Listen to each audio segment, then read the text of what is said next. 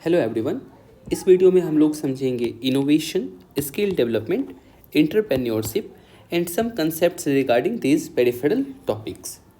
और कुछ हम लोग समझेंगे चूँकि यह कंप्लीट आर्टिकल स्किल डेवलपमेंट पे बात कर रही है, तो इससे रिगार्डिंग कुछ कोर कंसेप्ट्स को समझेंगे कि why India lag behind in industrialisation, Lewis model के बारे में थोड़ा सा देखेंगे और गवर्नमेंट ऑफ इंडिया के अभी प्रेजेंट में कौन कौन सी स्कीम है जिस स्कीम के through government of India manufacturing sector को बढ़ाना चाह रही है। उसमें से एक मेजर प्रोग्राम हम लोग देखेंगे make in India 1.0 and make in India 2.0, startup India and startup hub के बारे में, and one articles regarding stand up India, और जिसमें कि अभी भी इस आर्टिकल में भी न्यूज में है Atal innovation mission, Setu programme, Atal tinkering labs and stand up India.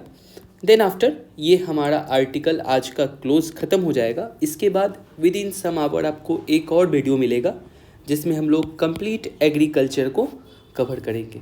तो स्टार्ट करते हैं पहले हम लोग इनोवेशन, स्किल डेवलपमेंट, एंटरप्रेन्योरशिप से, that starts from this article and the first article is about global innovation index. तो समझते हैं सबसे पहले हु रिलीज इट। तो वीपो नाम की एक ऑर्गेनाइजेशन है, world intellectual property right organisation, इसे रिलीज़ करती है। हम लोग थोड़ी डिटेल में वीपो को भी देखेंगे, आगे इसके बारे में बात किया गया है, बट पहले अभी समझ लेते हैं हम लोग GII के बारे में, ग्लोबल इनोवेशन इंडेक्स के बारे में। और हमारे लिए ये खुशी की बात है कि India now in the top 40 list. पिछले साल इंडिया 46th पोजीशन पे हुआ करता था, अभी हमारी रैंकिंग इम्प्रूव हुई है इनोवेशन के क्षेत्र में। तो ऐसा हमने क्या किया जो हमारी इनोवेशन में रैंक इंक्रीज हुई है? तो गवर्नमेंट ऑफ इंडिया की कुछ प्रोग्राम जो कि जब से प्रेजेंट गवर्नमेंट 2014 से जब से वो आई है, तो digital India like mission, startup India, stand up India, Atal innovation mission, skill India programme, national innovation fund, like many more programmes government of India ने किया जो कि इनोवेशन को बढ़ावा दे, तो जिसकी वजह से हमारी रैंक इम्प्रूव हुई है। ये वीपो जो है, वीपो दो रिपोर्ट और ध्यान में रखनी है, हमारे एग्जाम के लिए इम्पोर्टेंट है। एक तो world intellectual property report release करती है और ग्लोबल इनोवेशन इंडेक्स जिसके बारे में हम यहाँ से पढ़ रहे हैं। तो इसके लिए ये जो इंडेक्स प्रिपेयर करता है ग्लोबल इनोवेशन इंडेक्स, तो इसमें क्या क्या चीज़ें वो शामिल करता है अपने पैरामीटर में कि मेज़र करने के लिए किस कंट्री को हमें कौन सी रैंक देनी है। तो उसने अपनी चीज़ को एक तो पहले तो इनपुट में रखा है एंड आउटपुट। इसे ऐसे समझ सकते हैं, मान लो ये इंसान है, आप बचपन से पढ़ते आ रहे हैं human is a capital.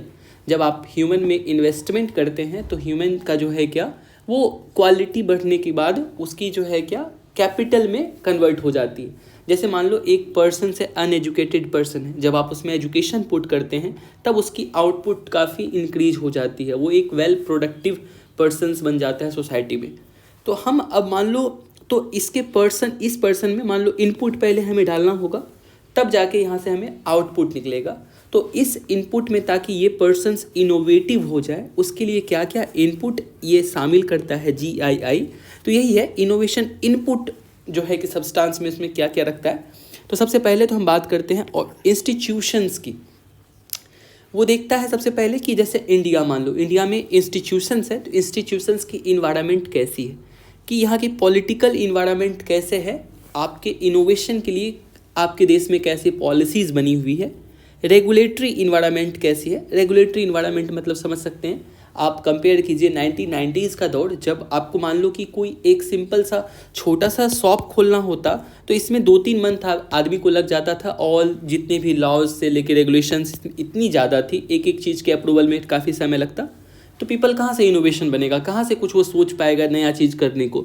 That's why तो ये रेगुलेटरी इन्वायरमेंट जितना मिनिमम से मिनिमम हो, सरकार फैसिलिटेट करे उस चीज़ के, वो यदि वो कोई पर्सन आगे बढ़ना चाहता है तो। बिजनेस इन्वायरमेंट कैसा है, ये पैरामीटर आता है इंस्टीट्यूशंस के अंदर। Same as human capital and research, वहाँ पे उस कंट्री में एजुकेशन के लिए क्या फंडिंग्स हो रही है, एजुकेशन पे गवर्नमेंट कितना ध्यान दे रहा है, रिसर्च एंड डेवलपमेंट का माहौल कैसा है, इंफ्रास्ट्रक्चर उस देश ने तैयार किया है कि नहीं। कोई भी काम करने के लिए आपको इंफ्रास्ट्रक्चर मस्ट है। यदि आपको मान लो कि आपको इंजीनियरिंग सीखनी है आपको, तो उसके लिए इंफ्रास्ट्रक्चर उस तरह का होना चाहिए जहाँ से कि आप उसके रिलेटेड सुपर कंप्यूटर होनी चाहिए, जहाँ आप लैब आपके पास हो, हर तरह की फैसिलिटीज़ हो जहाँ पे आप एक्सपेरिमेंट कर सकते हैं। तो इंफ्रास्ट्रक्चर सपोर्ट कैसा है, इंफॉर्मेशन कम्युनिकेशन टेक्नोलॉजी कैसा है। उसके बाद मार्केट सोफिस्टिकेशंस, आपके पास सिर्फ आइडिया होना नहीं मतलब लगता है, आइडिया को फिर इम्प्लीमेंट करने के लिए आपको क्रेडिट सिस्टम आपको कितना हेल्प कर रहा है। मान लो कि किसी पर्सन्स के पास आया कि चलो मैं एक ऐसा पेमेंट ऐप खोलना चाहता हूँ, मैं उसके पास एक इनोवेटिव आइडिया आया कि मुझे एक पेमेंट ऐप खोलनी है, बट इसे पेमेंट ऐप खोलने के लिए से बहुत सारी मनी की ज़रूरत होगी। नॉट ओनली पेमेंट ऐप, दुनिया में कोई भी काम करने के लिए आपको मनी चाहिए, तो आपको वहाँ से क्रेडिट इन्वेस्टमेंट कैसे मिल जाता है। फिर उसके बाद आप कोई प्रोडक्ट बनाते हो तो उस प्रोडक्ट को सेल करना है, उसे बेचना है। उसके बाद कुछ आपको मेंटरशिप की ज़रूरत होगी, कुछ नॉलेज की ज़रूरत होगी, इनोवेशन से रिलेटेड कुछ जानकारी चाहिए होगी। तो ये सभी चीज़ गवर्नमेंट उस कंट्री में कितना प्रोवाइड हो रहा है, that belongs to input criteria. और जब ये इनपुट क्राइटेरिया अच्छी हो तब उसके बाद देखता है कि इतना होने के बाद उस देश की आउटपुट क्या है, और जिसके बेसिस पे ग्लोबल इनोवेशन इंडेक्स तैयार किया जाता है। तो आउटपुट में क्या क्या है, तो आउटपुट में नॉलेज एंड टेक्नोलॉजी आउटपुट। मान लो अब आपके पास नॉलेज क्रिएशन, कुछ आपके माइंड में अब आइडिया आया, आप कोई नॉलेज क्रिएशन कर रहे हो। नॉलेज इम्पैक्ट, नॉलेज डिफ्यूज़न, आप अपनी नॉलेज को दूसरे के साथ शेयर कर रहे हो। क्रिएटिविटी आउटपुट मतलब क्या हो गया कि इनटेंजिबल एसेट। इनटेंजिबल एसेट मतलब क्या, मान लो आपके पास इनोवेटिव आइडिया आ गया, आपको अच्छी एजुकेशंस मिली, अच्छी सारी चीज़ इंफ्रास्ट्रक्चर मिली, और आपने सपोज करो क्या किया, एक वैक्सीन डेवलप किया। ये जो वैक्सीन डेवलप किया दैट इज़ इनटेंजिबल एसेट। ये दुनिया में ये जो वैक्सीन का जो तरीका, वैक्सीन इज़ ए टेंजिबल मतलब जो फिजिकल थिंग्स है, जो दिखता है।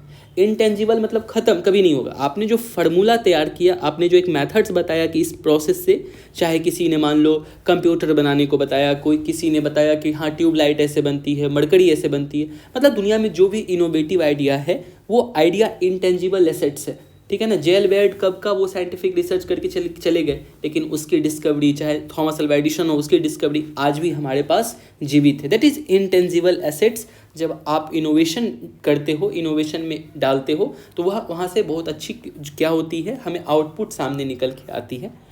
तो ये मेन डिटेल आइडिया अबाउट था ग्लोबल इनोवेशन इंडेक्स के बारे में।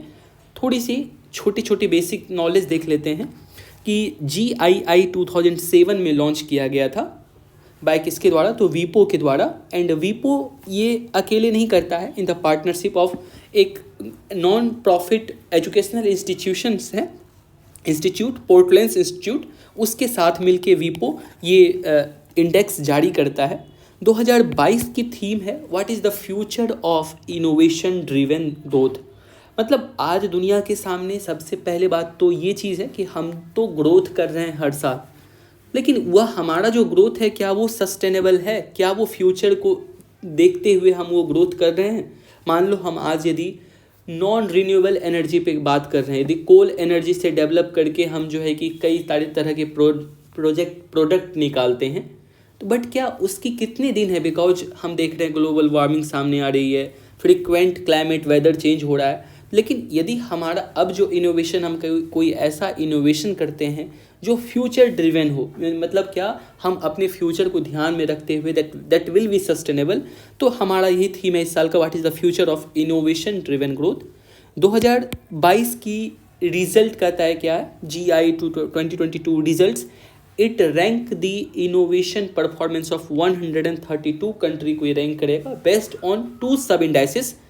एक तो इनपुट इंडाइसिस पे करेगा कि ये इनपुट कैसा है उस किसी कंट्री में, एंड सेकेंड इंडाइसिस जो होगा आउटपुट इंडाइसिस, यहाँ पे भी कहता है फिगर में देखे, जिसे हमने समझ लिया।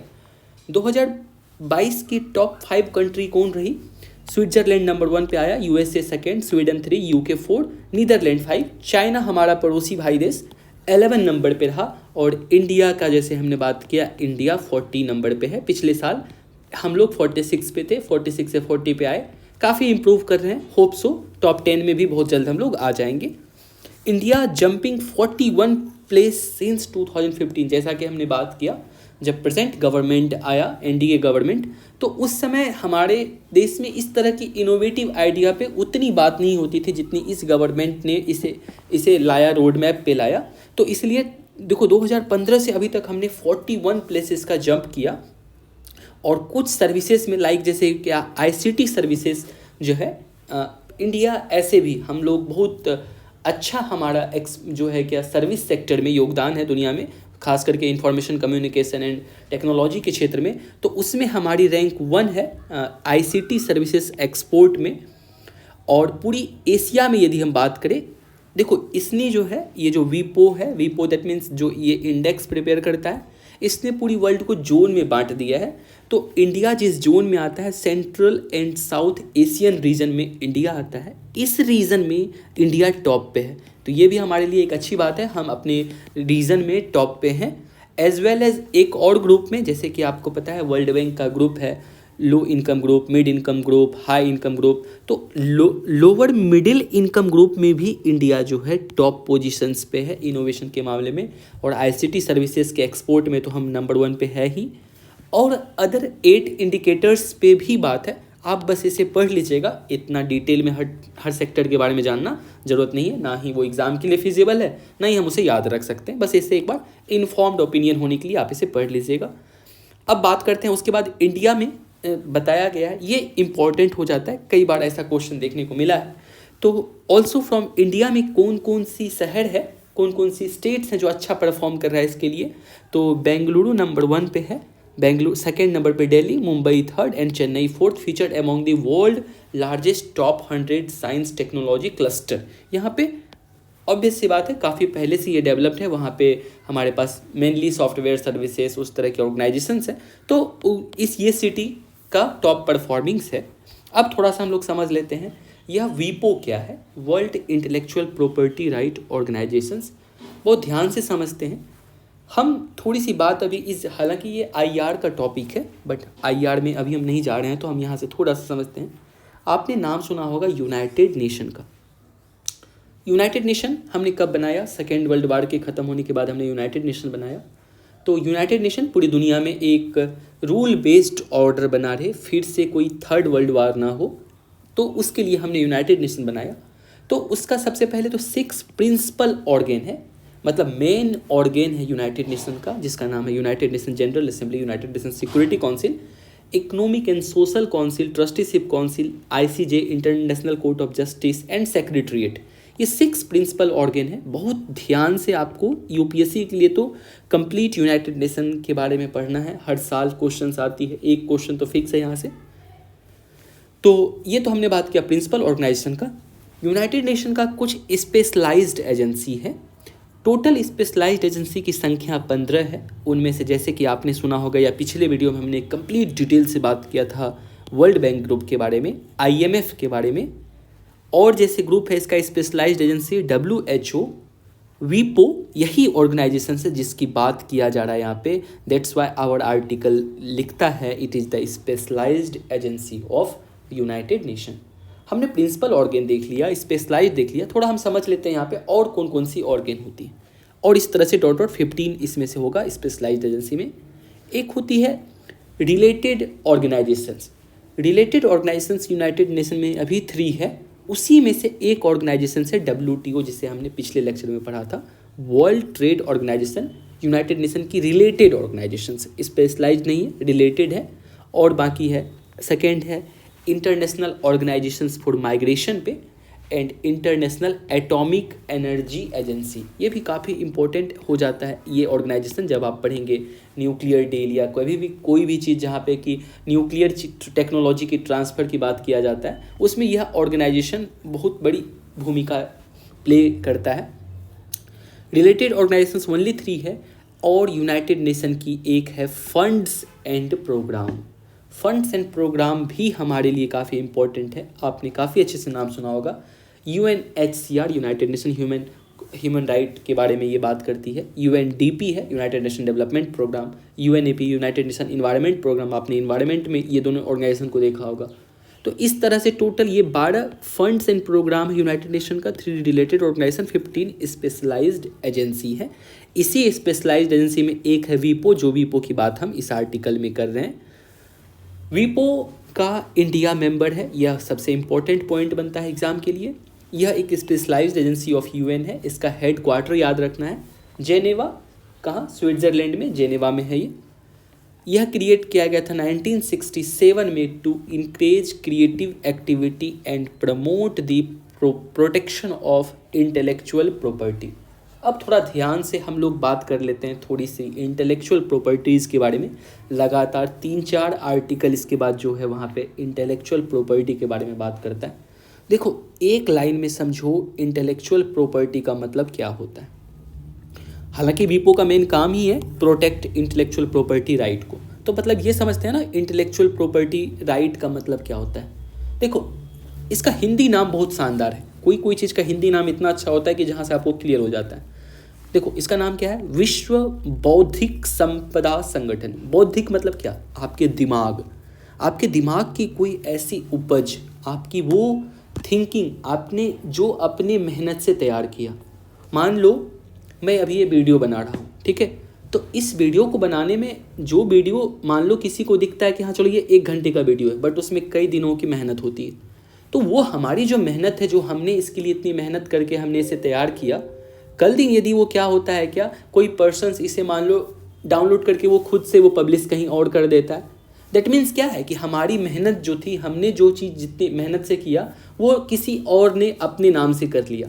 तो इसे प्रोटेक्ट करने के लिए पूरी दुनिया ने बैठा, सिर्फ वीडियो की बात नहीं करी, ये तो एग्जाम्पल्स हमने लिया। जैसे मान लो कोई साइंटिस्ट ने कोई रिसर्च किया, किसी ने वैक्सीन बनाया, काफ़ी मान लो कोई एक बड़ी सी कंपनी है, उन्होंने 10 साल तक मेहनत करके रिसर्च एंड सब कुछ करके करोड़ों रुपीज़ इन्वेस्टमेंट कर दिया और उसने एक फार्मूला तैयार किया कि चलो मलेरिया की वैक्सीन ये होगी।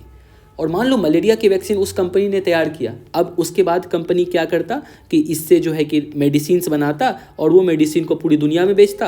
एक मेडिसिन से मान लो वो 2 रुपीज़ कमा रहा है। इस तरीके से मिलियंस ऑफ कॉपी जब इसकी वैक्सीन की बिकती तो क्या होता, ये कंपनी अपनी जो रिसर्च एंड डेवलपमेंट में लगाया है वो पैसे वापस कर पाता। लेकिन मान लो यदि ऐसा सिचुएशंस होता, ये वैक्सीन का फार्मूला बनाया, इसके बदले में क्या किया, ढेर सारी कंपनी ने इसके फार्मूला को चोरी कर लिया, वो खुद से बनाने लगा। इससे तो कोई खर्च नहीं पड़ा था इस वैक्सीन को रिसर्च करने में, और ये आराम से प्रॉफिट कमाएगा। ये कंपनी ने जो इन्वेस्ट किया था मान लो करोड़ रुपीज़, इसे कभी वापस नहीं आ पाएगा। तो ऐसे चीज़ को प्रोटेक्ट करने के लिए हमने बनाया, तैयार किया वर्ल्ड इंटेलेक्चुअल प्रॉपर्टी राइट को प्रोटेक्ट करने के लिए वीपो एक ऑर्गेनाइजेशन है। एक और ऑर्गेनाइजेशंस की हम लोग बात करेंगे जो WTO की ट्रिप्स है, तो trade related intellectual property right, वो भी मीटिंग में जब WTO की मीटिंग हुई तो वहाँ से हमने ट्रिप्स बनाया, वो आगे बात करेंगे, उसकी भी चर्चा है हमारे आर्टिकल में। तो यही है इंटेलेक्चुअल प्रॉपर्टी राइट। आपकी जो जैसे कुछ भी चीज़ें हैं वो आपकी राइट है, तो आपने उसके लिए मेहनत किया है, वो बिलोंग्स टू यू, वो आप पे बिलोंग करना चाहिए। दैट्स वाई तो इसका काम है protect intellectual property right. Intellectual property right में क्या क्या आता है, कॉपी राइट आता है। सबसे पहले कोई आप नोट्स देखते होंगे, कोई भी मैगजीन खरीदते होंगे, नीचे में इस तरह से C सिम्बॉल करके इनसर्कल कर दिया जाता है, that is the symbol of copy right. कि मतलब ये इसका प्रिंटिंग अथॉरिटी किसी के पास नहीं है, कोई पर्सन इसे अपने से क्या कर सकता है, बेच नहीं सकता है फोटोकॉपी करके। मान लो यदि बेचना है तो उससे आपको क्या करना होगा, उससे आपको कंसल्ट करना होगा, उससे परमिशन लेना होगा। इसी का सेकंड है, जैसे एक हो गया पेटेंट हो गया। पेटेंट मतलब आपने कोई नया फार्मूला बनाया है, नया कोई वैक्सीन का फार्मूला बनाया है, तो वो आप पेटेंट दर्ज करवा लेते हैं, चलो 20 साल तक हम ही सिर्फ इसे बनाएंगे, ताकि 20 साल तक में मेरी सारी जो रिसर्च एंड डेवलपमेंट की जो खर्च है वो इनकर्ड हो जाएगी।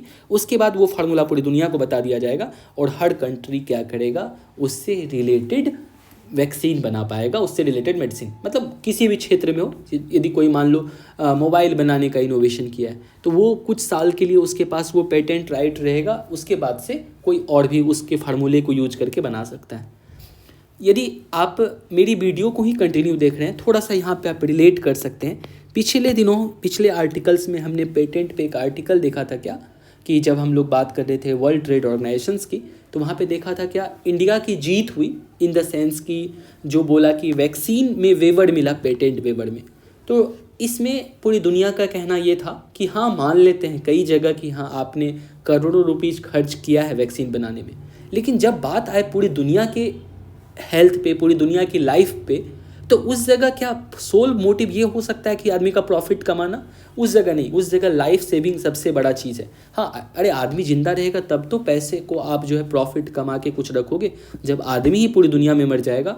तो यही कंसर्न था डेवलपिंग कंट्री का जब कोविड हुआ। तो डेवलपिंग कंट्री कह रहा था क्या, देखो आप हमें वैक्सीन बनाने का फार्मूला बता दो, अदरवाइज़ नहीं, और उसके बाद उसके लिए हम कोई पैसा नहीं देंगे, बिकॉज हम लोग अभी हमारे पास उतने पैसे नहीं है, हमें मास लेवल पे वैक्सीन बनानी है, हमें अपने इंसान को बचाना है। तो जिसकी वजह से WTO में से सुना गया और WTO ने कहा हाँ बात सही है, अभी पूरी दुनिया में सबसे पहले वैक्सीन को करना है, हर जगह मुहैया करवाना है। तो WTO ने इस पे पेटेंट वेवर कर दिया, मतलब बोला कि चलो ये फार्मूला को जो है पूरी दुनिया में जनरल कर दिया जाता है, पूरी दुनिया के हर कंट्री इसे बना सकता है। तो ये पेटेंट वेवर वहाँ पे किया था हमने। इसी के अंदर आता है इंटेलेक्चुअल प्रॉपर्टी राइट के अंदर एक ट्रेडमार्क आता है। ट्रेडमार्क मतलब कोई भी अपनी, जैसे कि आप कोई भी कंपनी देखते होंगे उसका कोई एक मार्क होता है। जैसे मान लो जब भी आप कोई गाड़ी के पीछे इस तरह से 4 ये सर्कल देखते होंगे, आप समझ जाते होंगे ये ऑडी की कार है। हर कंपनी की अपना, जैसे एप्पल का कोई चीज़ है तो एप्पल में यहाँ पे ये सेब कटा हुआ होगा, मतलब समझ जाएंगे। तो यह ट्रेडमार्क हुआ। इंडस्ट्रियल, उसी में डिज़ाइन आता है। डिज़ाइन मतलब क्या, यदि ह्यूंडई कार जिस तरह का मॉडल बना रहा है उस तरह का मॉडल होंडा नहीं बना सकता या अनदर कंपनी नहीं बना सकता है। हर कंपनी का अपना एक इंडस्ट्रियल डिज़ाइन है।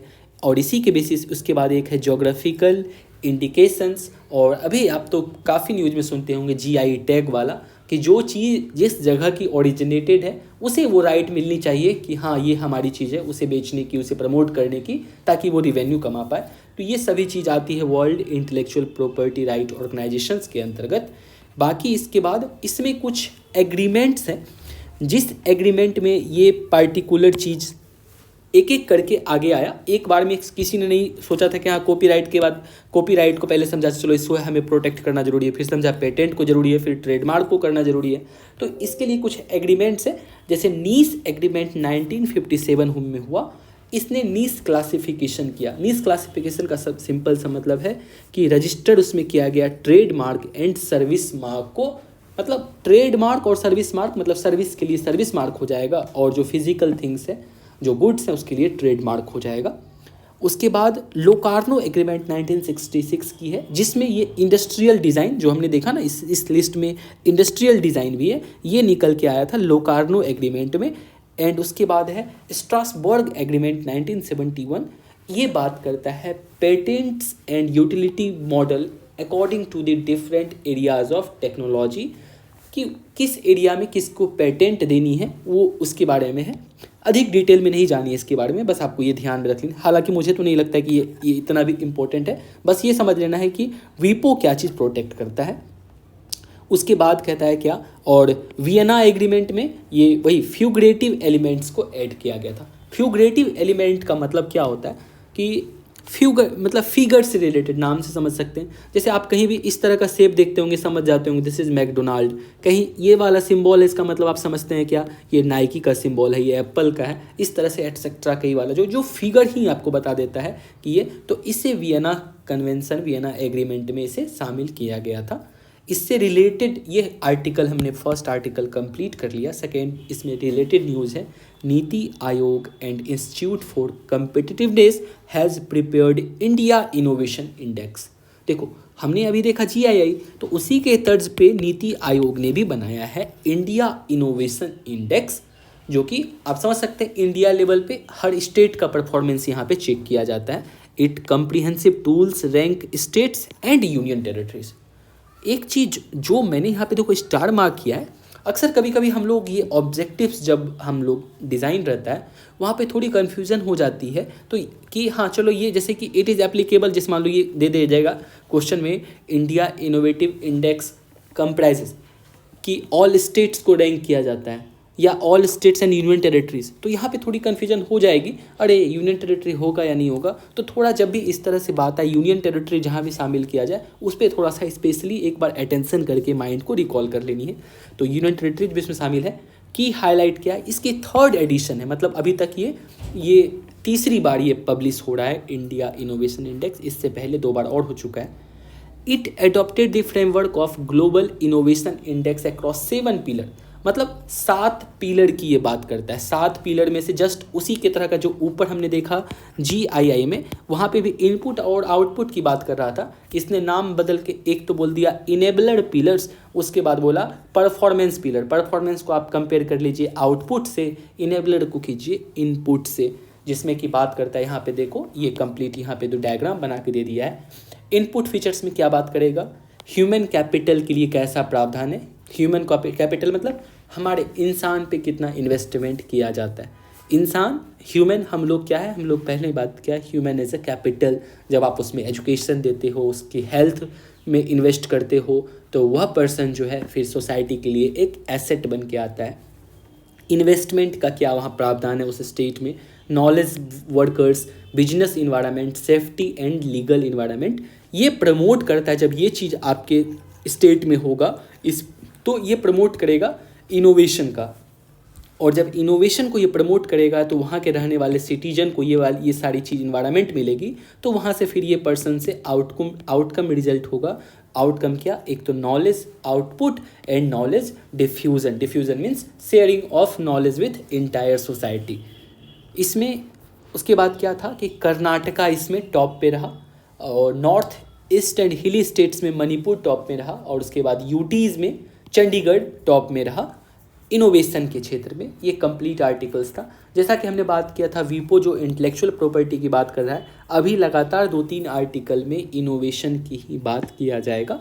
तो intellectual property right IPR regime in India, India में ये कैसे शुरू हुआ, थोड़ी सी 2 मिनट आप कहानी सुनिए, हम आपको इसके बाद इसमें बताते हैं कि कैसे इंडिया में हुआ। कहानी पहले बात तो ये देख लेते हैं क्या कि आपको पता है WTO के बारे में। अच्छा, मैंने यहाँ पे नहीं लिखा, नीचे होगा थोड़ी सी, हाँ पहले यही समझ लो।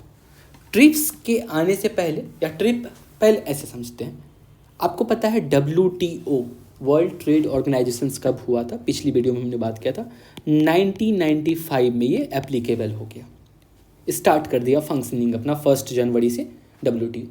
जब WTO बना तो इंडिया उसका फाउंडिंग मेंबर था।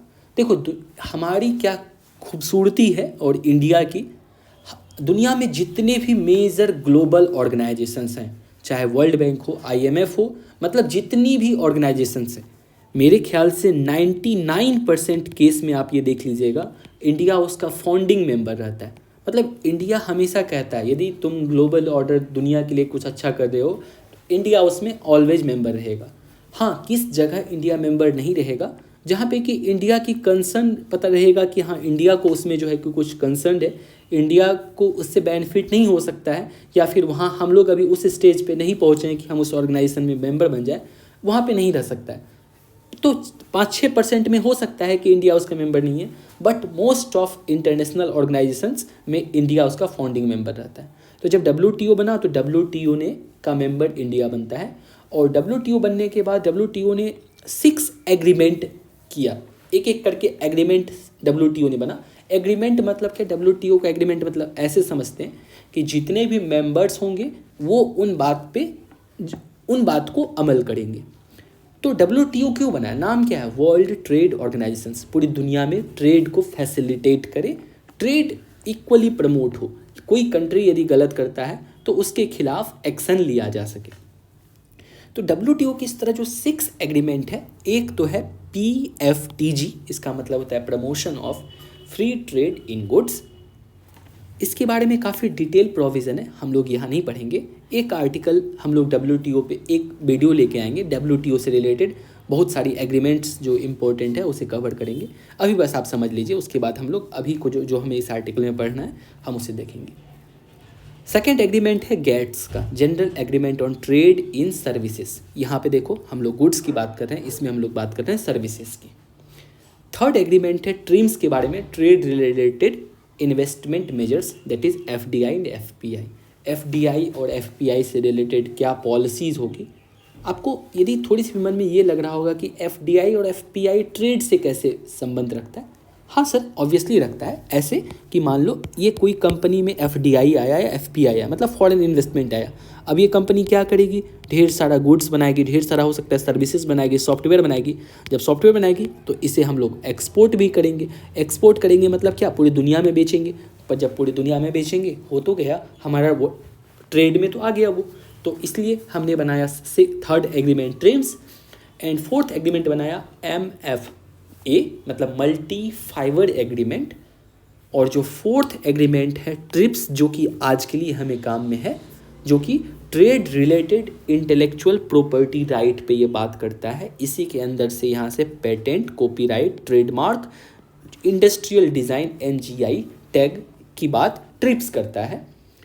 एंड सिक्स्थ एग्रीमेंट है AOA, एग्रीमेंट ऑन एग्रीकल्चर, जिसमें कि कई तरह की सब्सिडीज़ की बात करता है। और इसमें से 3 मेजर चीज़ जो आपको ध्यान में रखनी है, green box, blue box, amber box, ये एग्रीमेंट ऑन एग्रीकल्चर बताता है। बहुत इंपॉर्टेंट ये डिस्कशन है, हम लोग डिटेल से, काफ़ी लंबी डिस्कशन इस पे होगी, हम लोग बात करेंगे एग्रीमेंट ऑन एग्रीकल्चर।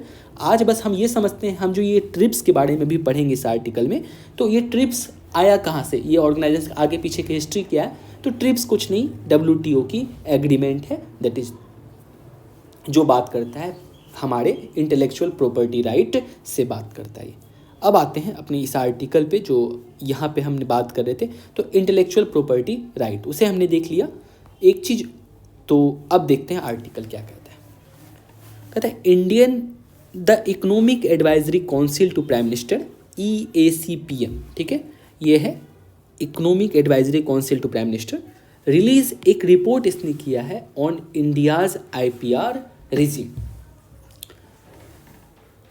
IPR का मतलब क्या होता है, एक चीज़ और देखो मैंने अभी नहीं बताया, यहाँ पे हम उसकी चर्चा करेंगे, चूँकि वो ऑर्डर से चलेंगे तब आपको समझ में आ जाएगा। ये जो पेटेंट रेजिम इंडिया में कैसे स्टार्ट होता है उसके बारे में हम लोग बात कर रहे थे ना, तो वो स्टोरी पीछे, एक्चुअली इसमें जगह कम था तो मुझे थोड़ा सा हैफेजार्ड मिनट में ही है उसकी। ये जो स्टोरी आपने सुना कि ये वाली ट्रिप्स यहाँ से आई, उसके बाद तो ट्रिप्स कब आया फोर्स में, चूँकि WTO के एग्रीमेंट है, ये भी 1 जनवरी 1995 से एप्लीकेबल हो गया।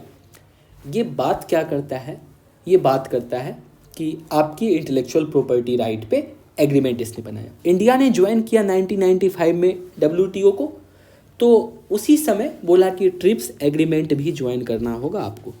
फिर वहाँ पे बात आता है, ट्रिप्स एग्रीमेंट मतलब ये इंटेलेक्चुअल प्रॉपर्टी राइट। तो सभी जो डेवलपिंग कंट्री था, डेवलपिंग कंट्री ने इस पे बोला कि देखो भाई, अभी हम तो मेंबर तुरंत बने हैं, हमारे पास उतनी टेक्नोलॉजी है नहीं, और हमें तो थोड़ा अभी तुम लोग का हेल्प चाहिए। जो भी डेवलप्ड कंट्री है उसी के पास मेजरली इंटेलेक्चुअल प्रॉपर्टी राइट्स है, उसी के पास सारा इनोवेशन का सब कुछ है, उसी के पास सारे रिसर्च हैं, टेक्नोलॉजी है, हमें तो तुम्हारी हेल्प चाहिए। तो इसलिए थोड़ा अभी हमारे लिए वेव करो, अभी हमें थोड़ा माफ़ करो, अभी तुम लोग हमें सहायता करो। तो हम लोग क्या करेंगे ना, 5 साल का रिलैक्सेशंस दे दो, तो 2000 से हम लोग क्या करेंगे, इसे इम्प्लीमेंट करेंगे। तो बोला ठीक है, चलिए 5 साल का आपको ये वेवर देते हैं, नॉट ओनली इंडिया को, तो पूरी दुनिया में जो भी डेवलपिंग कंट्री या पुअर कंट्री थे उसे मिला, उसे 5 साल का वेवर मिला। और जो डेवलप्ड कंट्री था उसके लिए एप्लीकेबल हो गया, फ्रॉम 1996 से ही एप्लीकेबल हो गया। जब 2000 ईस्वी में क्या हुआ कि इसके लिए इंडिया के लिए जब फिर 2000 आ गया, और जब बात किया गया कि चलो अब जो है डेवलपिंग कंट्री भी इस एग्रीमेंट को मानेगा, मतलब इंटेलेक्चुअल प्रॉपर्टी राइट को मानेगा, तो फिर कहा कि 5 साल का हमें और टाइम चाहिए, 5 साल का हमें और रिलैक्सेशन चाहिए। तो फिर उसे एक्सटेंड किया गया था 2005 तक। तो इसीलिए 2005 में जाके ट्रिप्स का मेंबर बनता है इंडिया। यहाँ पे देखो पेटेंट के लिए, अब जब इंडिया को इस चीज़ को इम्प्लीमेंट करना था, जब इम्प्लीमेंट करना होगा पेटेंट को, तो आपको पता है इंटरनेशनल ऑर्गेनाइजेशंस में जब कोई भी लॉ, जैसे मान लो पहले तो कोई ऑर्गेनाइजेशन बनाया, उसको इम्प्लीमेंट करने के लिए गवर्नमेंट ऑफ इंडिया को अपने देश में भी कानून लाना पड़ेगा। सिर्फ चूँकि इंटरनेशनल बॉडी हम सॉवरेन तो है नहीं ना, हम सॉवरेन है मतलब उसके गुलाम तो है नहीं। हाँ, उसकी बात को हम मानेंगे, मानने के बाद हम अपने इंडिया में कानून लाएंगे। जैसे कि 1972 में आपको बताए थे कि madam prime minister Indira Gandhi गई थी जब आपको कन्वेंशंस में, तो उसके बाद जब वो इंडिया रिटर्न होके आती है, तो इंडिया जैसे ही आई तो उसके बाद wild life protection act 1972 India के लिए बनाया। दैट मीन्स क्या, हम इंडिया के लिए खुद से एक्ट बनाना होगा। तो हमारे पास एक इंडियन पेटेंट एक्ट 1970 था, तो हम इसी एक्ट में सोचा क्या, हम अब जो है ग्लोबल पेटेंट ऑर्डर को, इंटेलेक्चुअल प्रॉपर्टी को इसमें क्या कर देते हैं, थोड़ी सी अमेंडमेंट करके हम उस चीज़ को जो इंटरनेशनल कन्वेंशन है उसे इंडिया के लिए एप्लीकेबल कर देते हैं। So in order to comply with the requirement of TRIPS की ऑर्डर को इम्प्लीमेंट करने के लिए Indian government introduce product patent on pharmaceuticals. एक एक करके हम स्टेप वाइज बढ़े इसमें। पहले तो हम लोग फार्मास्यूटिकल्स मतलब जो भी मेडिकल रिलेटेड प्रोडक्ट्स हैं उसमें हमने लाया। फॉर द प्रीवियस 3 डिकेड्स तो सच पेटेंट हैड बीन फॉरबिडन। मतलब क्या आपने देखा 1970s में जो हमने ये बनाया था एक्ट, इस एक्ट में प्रावधान था कि चलो ठीक है आप कॉपी कर सकते हैं, किसी की रिसर्च को बना सकते हैं। तो वही बोल रहे हैं जो 3 डिकेड्स तक इंडिया ने एंजॉय किया, अब वो चीज़ को क्या हुआ, अब वो ख़त्म हुआ, allowing India to develop one of the most robust generic pharmaceuticals industry in the world. उसके बाद जिसकी वजह से हमारे पास क्या था, एक बहुत भयानक ज़बरदस्त वाली फार्मास्यूटिकल्स इंडस्ट्री थी।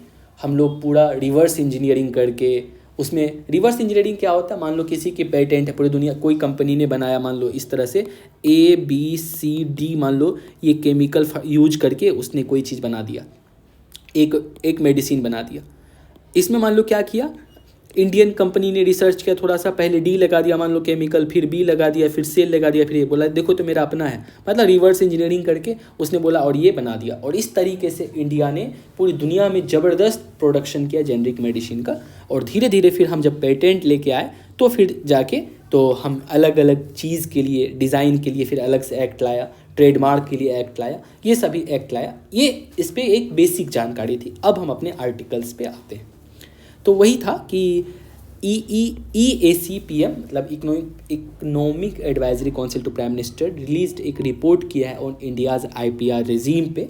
IPR मतलब क्या होता है, यह एक एक्सक्लूसिव राइट होता है। उसी चीज़ का प्रिपरेशन से जो भी हमने बात कर लिया, बस एक ऊपर देख लेते हैं। Exclusive right given to a person over the use of his oblique her IP intellectual property for a certain period of time. देखो किसी को भी जो एक्सक्लूसिव राइट मिलता है ना, वो सर्टेन पीरियड ऑफ टाइम के लिए होता है। ऐसा नहीं होता कि पूरे जीवन के लिए आपकी हो गई। कोई रिसर्च आपने किया, हर रिसर्च आपके या हमारे पढ़ने में ऐसा नहीं कि सिर्फ हमारा योगदान है, इस सोसाइटी का, इस गवर्नमेंट का या फिर दुनिया में किसी ना किसी ऑर्गेनाइजेशंस का, सबका थोड़ा योगदान है। तो हमने उससे जब हेल्प लिया है तो हमें सोसाइटी को बैक भी तो देना पड़ेगा, इसलिए एक सर्टेन पीरियड ऑफ टाइम के लिए होता है। Such protection is provided in the form of copyright, GI, patent, हमने इसको बात कर लिया। Trade related aspects of intellectual property right, TRIPS organisation जो हमने बात किया था, ये जो ट्रिप्स के बारे में जो पूरी कहानी हमने देखा, is the most comprehensive multilateral agreement है ऑन किसके बारे में, IPR के बारे में। यह इसमें हमने क्या क्या चीज़ इंक्लूड किया, तो Paris convention for the protection of industrial property, industrial property मतलब पेटेंट, इंडस्ट्रियल डिजाइन, इसे शामिल किया था हमने पेरिस कन्वेंशन के अकॉर्डिंगली।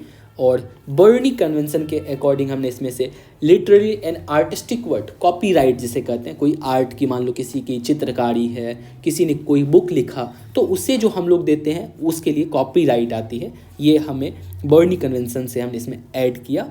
इंडिया की IPR गवर्नेंस फ्रेमवर्क क्या है, तो इंडिया की rank at 43 out of 55 country in the international IP index 2022 based on its framework for the governance in IPR regime. क्यों हमारी रैंक इतनी ख़राब है? देखो हमेशा पूरी दुनिया में जब भी हम जैसे मान लो US के पास जाएंगे कोई बायलैटरल मीटिंग के लिए, कनाडा गए, UK गए, तो मेजर पहले कंट्री का क्या होता है ना, इंडिया को यही बोलता है देखो भाई तुम्हारे देश में जो है ना, मेरा जो है क्या ये ब्लैक से मिल जाता है। एक्चुअली हम लोग क्या है, क्या हम लोग सब कुछ में एक तरीका निकाल लेते हैं, मान लो VPN यूज़ करके, कैसे यूज़ करके, कि हम लोग जनरली उतना कॉपीराइट पे ध्यान नहीं देते हैं, पे नहीं करते हैं। तो इंडिया का कंसर्न इंडिया में हो जाता है, थोड़ा लूप हॉल्स तो है इस सिस्टम का, इसलिए तो हम बिना, मान लो बहुत सारा पेटेंटेड चीज़ भी, ऐसा दुनिया में कोई चीज़ नहीं है जो इंडिया में आप फ्री में नहीं निकाल सकते हैं, निकल जाता है थोड़ा सा दिमाग लगा के। तो actually loop halls of government है, बट गवर्नमेंट भी जानता है चलो भी हम लोग डेवलपिंग कंट्री है, थोड़ा सा रहने दो, इसलिए हमारी रैंक इतने पीछे है, बस ये बात है।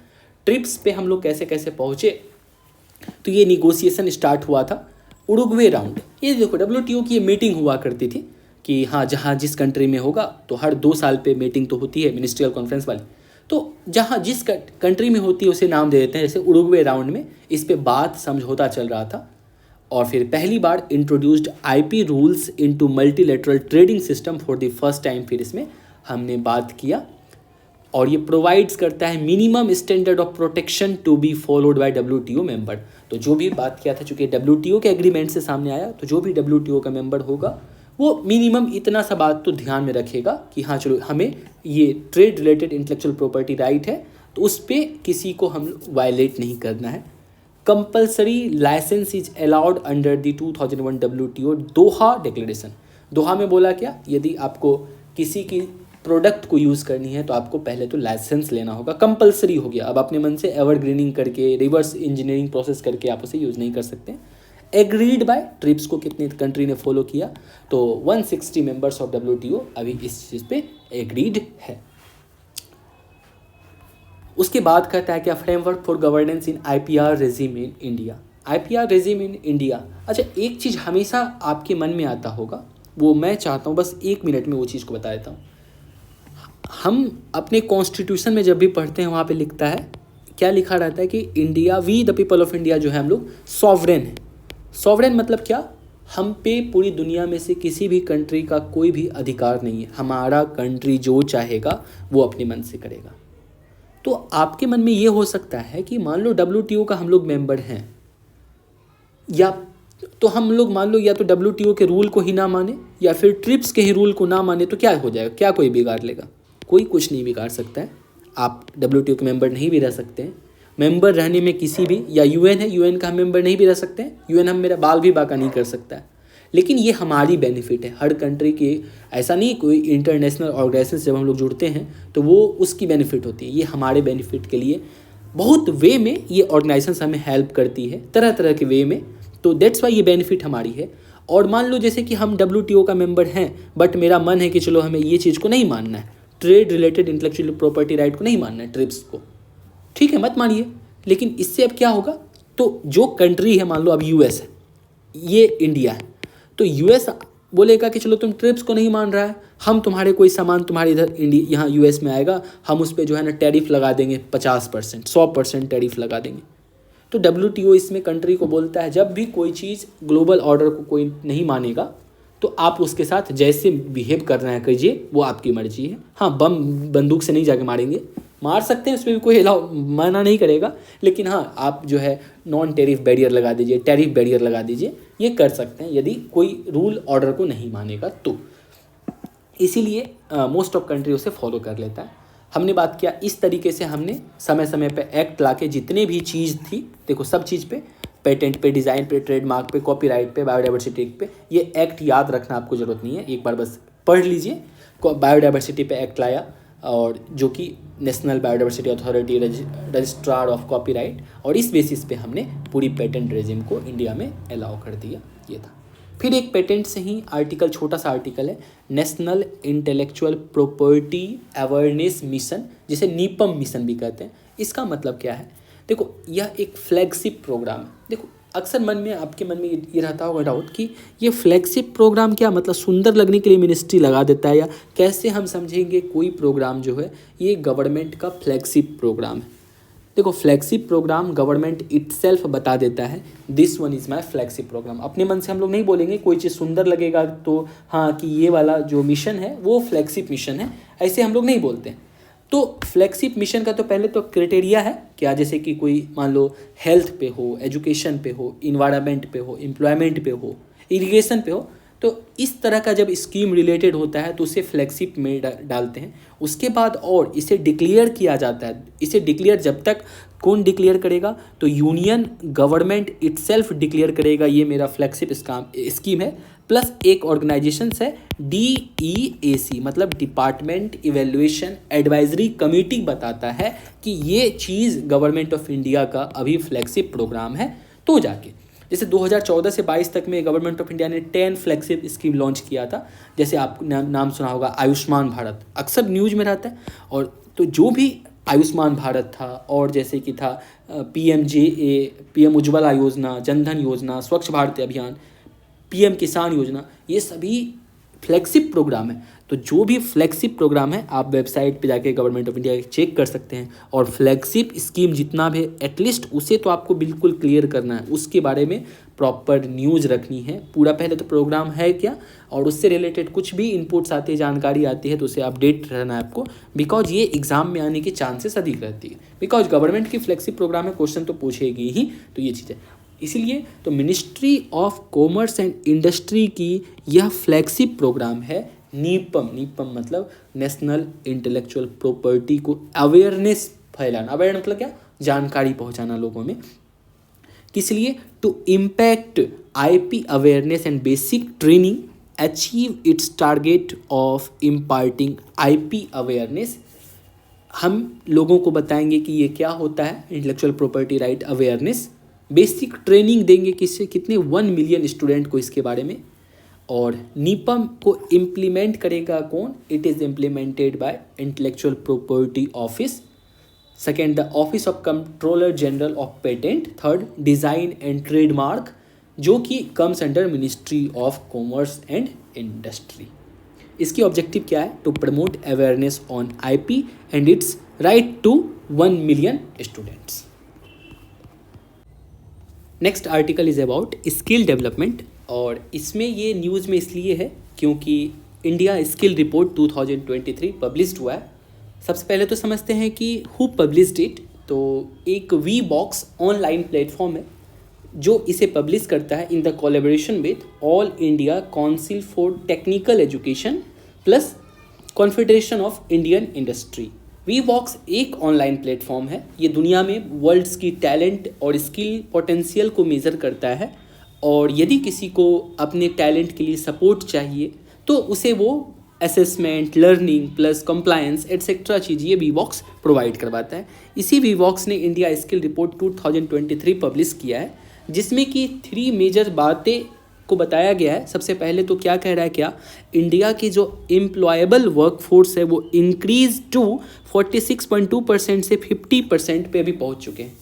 मतलब एम्प्लॉयबल वर्कफोर्स मतलब क्या, कि हमारे पास जितनी भी वर्कफोर्स है उसमें प्रॉपर कितनी स्किल है जिसे कि हम किसी जॉब के लिए एम्प्लॉय कर सकते हैं, उसे जॉब पे रख सकते हैं। तो इसमें से जो पहले हमारा 46% ऐसा था, अब हम 50% पे पहुँचे हैं। सेकेंड मेजर आउटकम्स क्या निकला है कि 52.8% of women work force is employable. और बहुत ही आश्चर्य की बात है, आश्चर्य नहीं अच्छी बात है कि यह जो है मैन से हाइयर है। मैन की ओवरऑल है 47.2%, बट ओवरऑल वुमेन में यदि 100% वुमेन है उसमें 52.8% वुमेन जो है वो एम्प्लॉयबल है। और इसमें स्टेट्स की जो रिपोर्ट है, स्टेट्स में बात करता है क्या, states with higher employability, Uttar Pradesh इसमें नंबर 1 पे है, सेकेंड महाराष्ट्र, थर्ड दिल्ली और 10th नंबर पे हरियाणा आ रहा है। तो एक चीज़ स्किल से रिलेटेड, अभी पूरी आर्टिकल चूँकि मेजर हेडिंग्स है हमारा स्किल डेवलपमेंट, तो बार बार आपको देखने को मिलेगा 3 टर्म। एक तो बात करेंगे स्किल का, एक अप स्किलिंग और री स्किलिंग, तीनों में क्या डिफरेंस है। स्किलिंग मतलब आप समझ रहे हैं कि किसी को भी आप नॉलेज दे रहे हैं, उस नॉलेज के बेसिस पे अब उसमें स्किल आया, वो किसी भी काम को नॉन एजुकेटेड पर्सन से अच्छे से कर सकता है बाय गिविंग स्किल। अब बात करते हैं अप स्किलिंग मतलब क्या हो गया। मान लो किसी को आईटी का स्किल मिला, मतलब इंफॉर्मेशन टेक्नोलॉजी का इसके स्किल मिला और वो किसी आईटी सेक्टर में उसे जॉब मिल गया। बट अब उसके बाद क्या है कि अब उस जॉब में जाने के बाद उसे मान लो हमने क्या किया, कुछ और एक्स्ट्रा एडिशनल स्किल उसे सिखाया उसी जॉब के बारे में।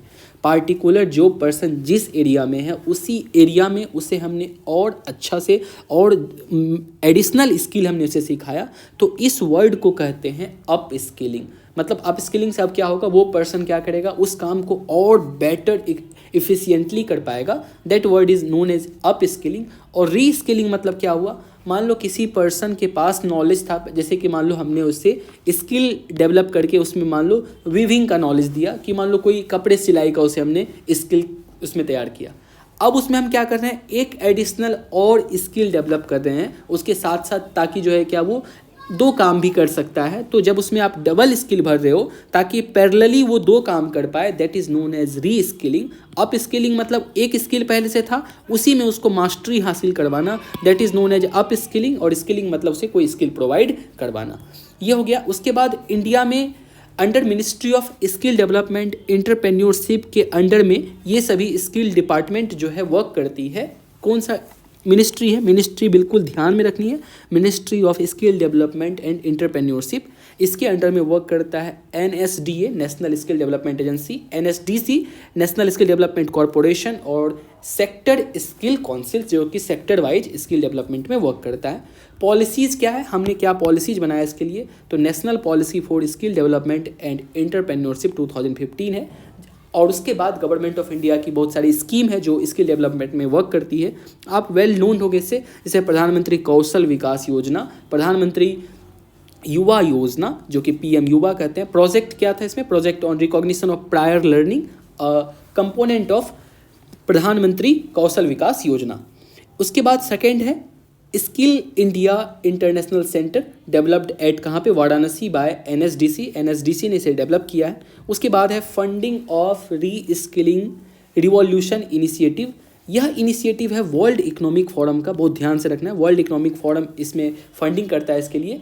री skilling revolution initiative to provide क्या 1 बिलियन पर्सन को better education, better skill, economic opportunity.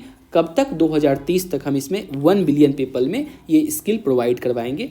Next initiative था डिजिटल स्किल प्रोग्राम जो कि बात करता है स्किलिंग, री स्किलिंग और अप स्किलिंग, ये तीनों वर्ड जो हमने देखा, ये डिजिटल स्किलिंग प्रोग्राम बात करता है in emerging and future technology. किसमें, किस एरिया में, तो वो एरिया है emerging and future technology, involving the ministry of education, ministry of skill and affiliated NSDC, skill India program and AITC over 100+ technology corporate and manufacturing firm. Next है Bharat skill form, एक digital knowledge sharing platform है for किसके लिए, ITI trainee, trainers and industry by directorate general of training. उसके बाद है global skill collaboration under skill India mission के through हमने ये ग्लोबल स्किल कोलैबोरेशन, जहाँ पे कि national skill development corporation by roping in foreign university, हम फॉरेन यूनिवर्सिटी से कोलैबोरेशन करके ये हम ग्लोबल स्किलिंग कोलैबोरेशन करेंगे। उसके बाद हमारा नेक्स्ट आर्टिकल है national initiative for promotion of upskilling of निर्माण वर्कर। फिर बात आई अप स्किलिंग, अप स्किलिंग मतलब क्या, फिर से देखो हम अभी किसके लिए ला रहे हैं, निर्माण वर्कर के लिए। जो पर्सन पहले से निर्माण वर्कर में है, अप स्किलिंग का मतलब क्या होता है, उस पर्सन में जो है फिर उसी क्षेत्र में, उसी एरिया में और अच्छे से उसमें और बेटर उसमें स्किलिंग कीजिए ताकि उस एरिया में और मास्टरी हासिल करे। तो निर्माण वर्कर मतलब कंस्ट्रक्शन वर्कर के लिए हमने निपुण भारत जो योजना है, तो ये किसके अंडर में आएगा, जब बात हम करेंगे क्या निर्माण के लिए, तो ऑब्वियस सी बात है हाउसिंग एंड अर्बन अफेयर्स जिसके शॉर्ट में महुआ भी कहते हैं, इसने लॉन्च किया national initiative for promotion of upskilling of निर्माण worker Nipun project to train 1 lakh construction worker को क्या करना है, हमें इसमें से उसे ट्रेन करना है। मोड ऑन न्यूज क्या है, प्रोजेक्ट ऑन निपुण अंडर महुआ का ये फ्लैगशिप स्कीम है, फिर से ध्यान में रखनी है फ्लैगशिप स्कीम है किसका, महुआ का, ministry of housing and urban affairs का।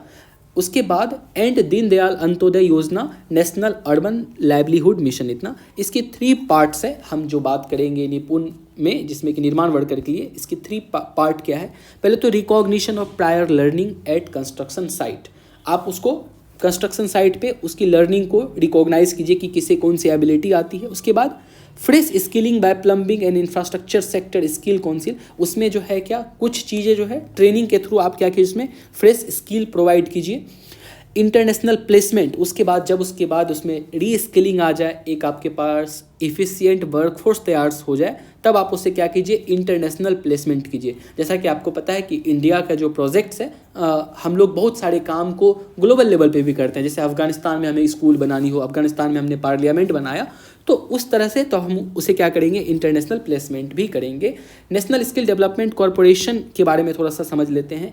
यह क्या है, इसका इम्प्लीमेंटेशनल पार्टनर है। इस चीज़ को, ये जो मेरा योजना है, इसे NSDC इम्प्लीमेंट करेगा and it will be responsible for overall execution of training, monitoring और कैंडिडेट ट्रैकिंग का काम इनका है काम NSDC का।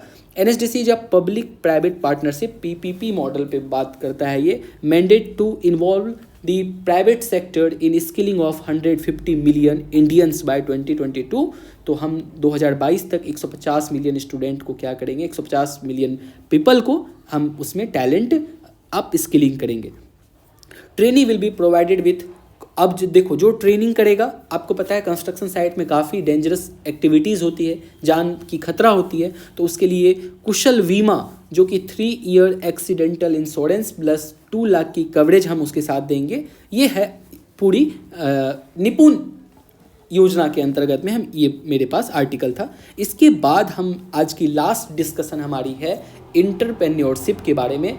इंटरप्रेन्योरशिप के बारे में कुछ बेसिक चीज़ें हमें समझनी है, उसके बाद हम आर्टिकल पे आएंगे। बस लास्ट है हमारा आर्टिकल, थोड़ी सी बेसिक को समझते हैं कि क्या हम इसके थ्रू करना चाहते हैं, या आज की जितनी हमने डिस्कशन किया उसके पीछे की के लिए हमारी मोटिवेशन क्या है, हमारी एम क्या है गवर्नमेंट ऑफ इंडिया की। तो ये कहानी देखो यहाँ से स्टार्ट होती है।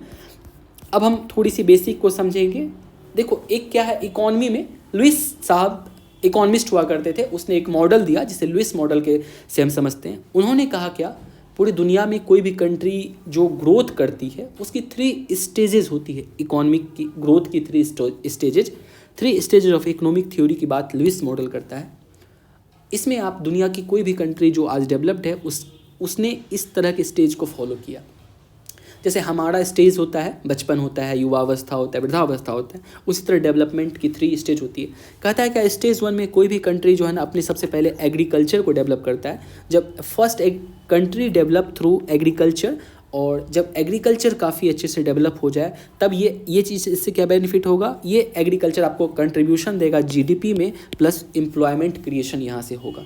जब आपका एग्रीकल्चर काफ़ी अच्छे से डेवलप हो जाए तब हम कंट्री प्रवेश करता है स्टेज 2 में, जहाँ पे इंडस्ट्रियलाइजेशन होता है।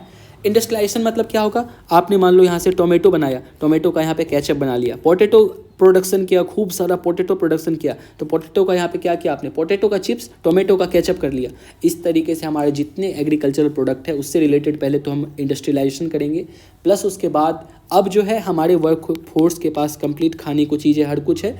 उसके बाद हम कोर इंडस्ट्रियलाइजेशन जाएंगे, जहाँ पे हम आयरन स्टील हो गया और भी जितनी कंस्ट्रक्शन वाली चीज़ हुई सब हम यहाँ से प्रिपेयर करेंगे। और जब ये हमारा डेवलप हो जाएगा, दैट मीन्स अब ये क्या करेगा, अब जीडीपी में कंट्रीब्यूशन डबल हो जाएगी, एम्प्लॉयमेंट में कंट्रीब्यूशन काफ़ी इंक्रीज हो जाएगी। क्यों, थोड़ा सा यहाँ से बात को समझना। जैसे कोई पर्सन मान लो एग्रीकल्चर में जॉब कर रहा था, जब हम अब इंडस्ट्री डेवलप करेंगे तो इंडस्ट्री कई तरह की इंडस्ट्री होती है, लो स्किलिंग इंडस्ट्री भी होती है और हाई स्किलिंग इंडस्ट्री भी होती है। मान लो कोई पर्सन फार्मर था पहले, तो वो ऐसा ऑब्वियस सी बात है, कुछ फार्मर जो है वो जैसे कोई टोमेटो केचप की फैक्ट्री है, कोई चिप्स की फैक्ट्री है, वहाँ पे वो जॉब कर सकता है। भले ही वो आयरन स्टील में नहीं जा पाए, आयरन स्टील में भी बहुत सारे लेबर जॉब हो सकता है, या फिर जो मीडियम टर्म वाली जॉब हो सकती है, वहाँ पे एग्रीकल्चर वाले पीपल को भी एम्प्लॉयमेंट मिल सकता है। जब ये 2 सेक्टर आपके कंट्री का वेल डेवलप्ड हो जाए तब प्रवेश करता है वो कंट्री सर्विस सेक्टर में। सर्विस मतलब क्या, अब हमारे पास इन दोनों चीज़ को फैसिलिटेट करने के लिए सर्विस, मान लो कोई ऐप बना दिया जिस ऐप से आप सब्जी को बेच रहे हो, जिस ऐप से आप मान लो ट्रेड कर रहे हो, आप मान लो यहाँ से मैन्युफैक्चर कर रहे हो, तो उसके लिए आपको ट्रांसपोर्ट के लिए व्हीकल्स चाहिए, तो वो चीज़ कहाँ से होगा, वो सर्विस सेक्टर से आएगा। तो उसके बाद आपको कम्युनिकेशन स्ट्रॉन्ग करनी है ताकि ये दोनों सेक्टर अच्छे से वर्क कर पाए, मतलब इन दोनों को फैसिलिटेट करने के लिए सर्विस सेक्टर डेवलप होगा। लेकिन इरोनी क्या रहा इंडिया के साथ, तो इंडिया के साथ क्या हुआ, हमने एग्रीकल्चर सेक्टर इंडिपेंडेंस जब 1947 में हुए, उसके बाद हमने ग्रीन रिवॉल्यूशन लाया, हमारा एग्रीकल्चर तो थोड़ा डेवलप हुआ, लेकिन एग्रीकल्चर के बाद डायरेक्टली 1980s के दौर में हम सर्विस सेक्टर पे आ गए और हमने इंडस्ट्रियलाइजेशन को कम्प्लीटली नेगलेक्ट कर दिया, जिसकी वजह क्या बनी, आज हमारे पास छोटी छोटी डेली की बेसिक नीडेड के लिए भी हमें दूसरे कंट्री पे डिपेंडेंट रहना होता है। जब हम बात कर रहे थे बैलेंस ऑफ पेमेंट की, तो आपने देखा वहाँ पे हमारे पास ऑलवेज करंट अकाउंट डेफिसिट रहा है through out the history. Current account deficit का मतलब क्या है, आप डेली की खाने पीने की चीज़ के लिए जो है निर्भर है दूसरे कंट्री पे, और वो डेली कंजम्पशन की चीज़ को आप मंगा रहे हैं अधिक और बेच कम रहे हैं, दैट मीन्स आपका ये डेफिसिट में है। कि ये किसी भी कंट्री के लिए सबसे बड़ी दुखद सी बात है कि करंट अकाउंट उसका डेफिसिट में हो। हमारे पास current account deficit throughout the independence रहा। क्यों, क्योंकि India never become matured in industrialisation. We have to import lot of things, even a basic things we have to import, और जिसकी वजह से हमने इंडस्ट्री को डेवलप नहीं किया। अब आप देखिए इरोनी क्या है, समझिए बहुत ध्यान से इस जगह, कि आपने इंडस्ट्री को डेवलप किया नहीं। अब जो पर्सन एग्रीकल्चर में था उसके बाद सर्विस सेक्टर अभी डेवलप हो गया। आज पता है आपको इंडिया में सबसे अधिक जीडीपी में कंट्रीब्यूशन किसका है, सर्विसेज सेक्टर का है, 55% है, बट लेकिन इसमें पीपल कितना इन्वॉल्व है, मात्र 23% पीपल इन्वॉल्व है। इस बात को आप ऐसे समझो कि मान लो हमारे देश का पूरा इनकम 100 रुपया है, ये 100 रुपये पूरे देश का इनकम है। इस 100 रुपये को कमाने में मान लो क्या कितने पीपल इन्वॉल्व हैं, 100 पीपल भी, 100 पीपल इन्वॉल्व हैं। तो 100 पीपल में 55 पीपल को एक ग्रुप में रखो, 29 पीपल को एक ग्रुप में रखते हैं, और जो है 16 ऐसे, वेट अ सेकेंड, थोड़ी सी मैं इसमें गलती कर दिया, ऐसे ग्रुप बनाते हैं। 23 पीपल को एक ग्रुप में रखा, 25 पीपल को एक ग्रुप में रखा, और 43 पीपल को हमने इस ग्रुप में रखा। मतलब ये तीनों पीपल 100 पीपल हैं जो कि 100 रुपये कमाने में मदद करता है।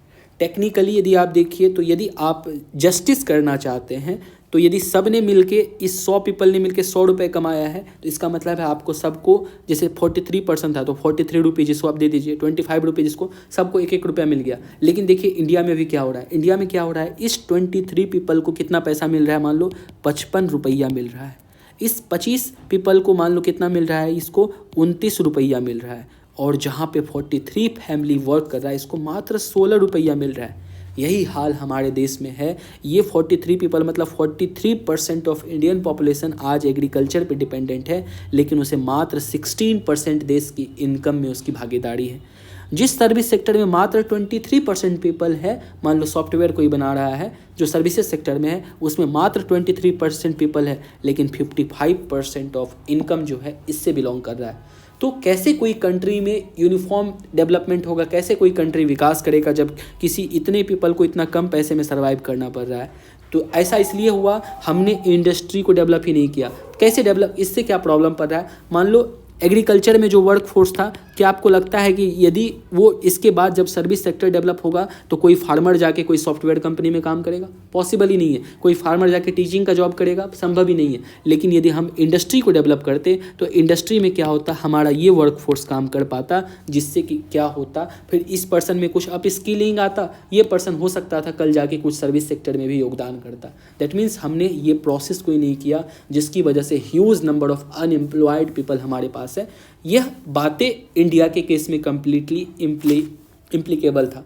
तो इस बात को गवर्नमेंट ने रियलाइज किया कि नीड ऑफ टाइम आज क्या है, आज के समय की ज़रूरत क्या है, कि हमें पीपल में जो है एक सॉलिड हमें बनाना होगा, एक अच्छा सा एक मैन्युफैक्चरिंग हब इंडिया को बनाना होगा। हमें पीपल में स्किल डेवलप करना होगा, ताकि हमारा पीपल पहले तो इंडस्ट्री को सेटअप करें, हम ढेर, तब जाके गवर्नमेंट ऑफ इंडिया को जब ये रियलाइज़ हुआ कि हमें ये ज़रूरत है इंडिया में मैन्युफैक्चरिंग बेस को बनाना, जो कि हमने अभी तक नेगलेक्ट किया, गवर्नमेंट ऑफ इंडिया कुछ बहुत मेजर वर्क, बहुत सारा मेजर प्रोग्राम लेके आई, जिसमें कि सबसे फर्स्ट प्रोग्राम को हम लोग 2011 में आया, न्यू इंडस्ट्रियल मैन्युफैक्चरिंग पॉलिसी 2011 में।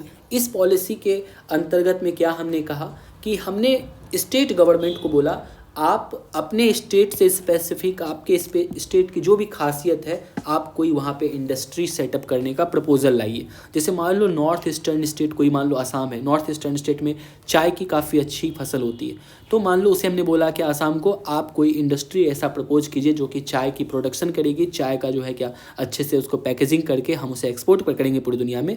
ये प्रपोजल स्टेट गवर्नमेंट ला के देगा, DPIIT डिपार्टमेंट है, तो उसे लाके हम ये प्रपोजल देंगे। ये डिपार्टमेंट क्या करेगा, ये डिपार्टमेंट इस प्रोजेक्ट को, यदि DPIIT लगेगा कि हाँ ये सब कुछ सही है, तो DPIIT क्या करेगा, इसे रिकमेंड करेगा सेंट्रल गवर्नमेंट को। और जब सेंट्रल गवर्नमेंट को लगेगा कि हाँ चलो सब कुछ सही है, जब सेंट्रल गवर्नमेंट अप्रूव कर देगा, तब सेंट्रल गवर्नमेंट अब क्या सहायता प्रोवाइड करेगा, skill development for local people. अब सेंटर बोलेगा कि ठीक है, आपके फैक्ट्री के लिए जो भी पीपल चाहिए उसमें स्किल डेवलपमेंट का काम करेगा।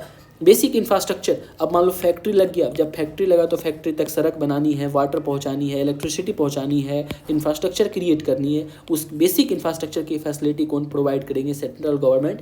टैक्स इंसेंटिव दिया जाएगा, टैक्स में कुछ छूट दिया जाएगा। मान लो कुछ बड़ी आपको मशीन खरीदनी है, टेक्नोलॉजी खरीदनी है, हैवी मशीनरी खरीदनी है, तो गवर्नमेंट इसके लिए सब्सिडी प्रोवाइड करेगी। ईजी पॉलिसी नॉर्म होगा, फ्लेक्सिबल लेबर लॉ होगा, एग्जिट रूल आर इजी किया जाएगा। आपको पता है इंडिया में अभी रिसेंट तक हमारे यहाँ क्या प्रॉब्लम थी, आपको यदि एक कंपनी फॉर्म करनी है तो कंपनी फॉर्म करने में तो चलो मान लो किसी इंसान को यदि 2-3 साल का मेहनत लगे तो मानते हैं मेहनत लगा, लेकिन मान लो आपकी कंपनी लॉस में जा रही है और कंपनी आपको कंपनी से बेचना है, सेल करना है, इवन आपको कंपनी सेल करने के लिए 10 साल लग जाता, बिकॉज सब जगह से क्लियरेंस ही नहीं मिलता, क्लियरेंस, तो ये प्रॉब्लम्स थी। तो अब हमने एग्जिट रूल को भी काफ़ी इजी किया और हमने फोकस क्या किया कि इंडस्ट्रियल ग्रोथ और पार्टनरशिप विथ स्टेट, ये हमारा एम था न्यू इंडस्ट्रियल पॉलिसी का, इंडस्ट्रियल एंड मैन्युफैक्चरिंग पॉलिसी 2011 का, जो कि पार्टनरशिप विद स्टेट से इंडस्ट्रियल ग्रोथ करेंगे, मैन्युफैक्चरिंग ग्रोथ करेंगे और एम्प्लॉयमेंट का क्रिएशन होगा। उसके बाद रिसेंट में गवर्नमेंट ऑफ इंडिया, जब प्राइम मिनिस्टर मोदी साहब आए तो उसने लाया मेक इन इंडिया 1.0 2014 में ही, कि इंडिया में मेक इन इंडिया मतलब क्या है, क्या पूरी दुनिया को कहा आप आइए इंडिया में इन्वेस्ट कीजिए, इंडिया में फैक्ट्री लगाइए और क्या करेंगे हम लोग यहाँ से बनाएंगे, तब जाके वो जो प्रोडक्शन होगा that will help in the domestic users also and we can sell easily through export भी उसकी हम कर सकते हैं आराम से। तो अट्रैक्ट क्या था एम, मेक इन इंडिया 1.0 समझते हैं पहले, जो कि 2014 में आया। इसका एम था कि हमें डोमेस्टिक और फॉरेन इन्वेस्टर को बोलना है आप इंडिया में आओ और इन्वेस्ट करो, फैक्ट्री लगाओ। पिलर इसका हमने क्या बनाया, हमने इसके पिलर के अंतर्गत 4 पिलर इसका इंपॉर्टेंट पिलर है। पहला है क्या, न्यू प्रोसेस, मतलब क्या, ईज ऑफ डूइंग बिजनेस, कि मतलब आइए आपको बिजनेस करने के लिए बिल्कुल सहायता प्रदान की जाएगी, electricity, water supply, NOC clearance, ये सब वेरी वेरी फास्ट होगा। आज आप फैक्ट्री लगाओ, हम कल आपको ये सब चीज़ प्रोवाइड करवा देंगे, ये गवर्नमेंट ऑफ इंडिया ने मतलब प्रॉमिस किया। उसके बाद बोला न्यू इंफ्रास्ट्रक्चर क्रिएशन करेंगे, new sectors, government of India ने क्या किया, 25 टॉप परफॉर्मिंग सेक्टर को सेलेक्ट किया जिसमें इंडिया की मास्टरी थी, जैसे ऑटोमोबाइल हो गया, फूड प्रोसेसिंग इंडस्ट्री हो गया, फार्मास्यूटिकल्स हो गया। इसे हमने बोला कि आप आओ और आप इसको सेलेक्ट करके इसमें हमने उसके साथ फैसिलिटेट करेंगे, गवर्नमेंट ऑफ इंडिया उसे हेल्प करेगा।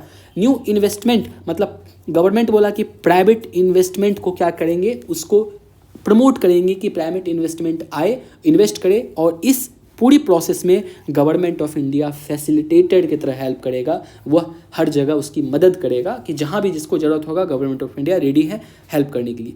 लेकिन हुआ क्या, ये मेक इन इंडिया 1.0 सक्सेसफुल नहीं हो पाया। मेक इन इंडिया 1.0 सक्सेस नहीं होने के पीछे रीज़न क्या था कि सभी 25 सेक्टर को जो गवर्नमेंट ऑफ इंडिया ने सेलेक्ट किया, जो कि डिपेंड था मेक इन इंडिया, जहाँ पे इन्वेस्टमेंट आना था 25 सेक्टर, गवर्नमेंट ऑफ इंडिया ने सबको इक्वली वेटेज दे दिया।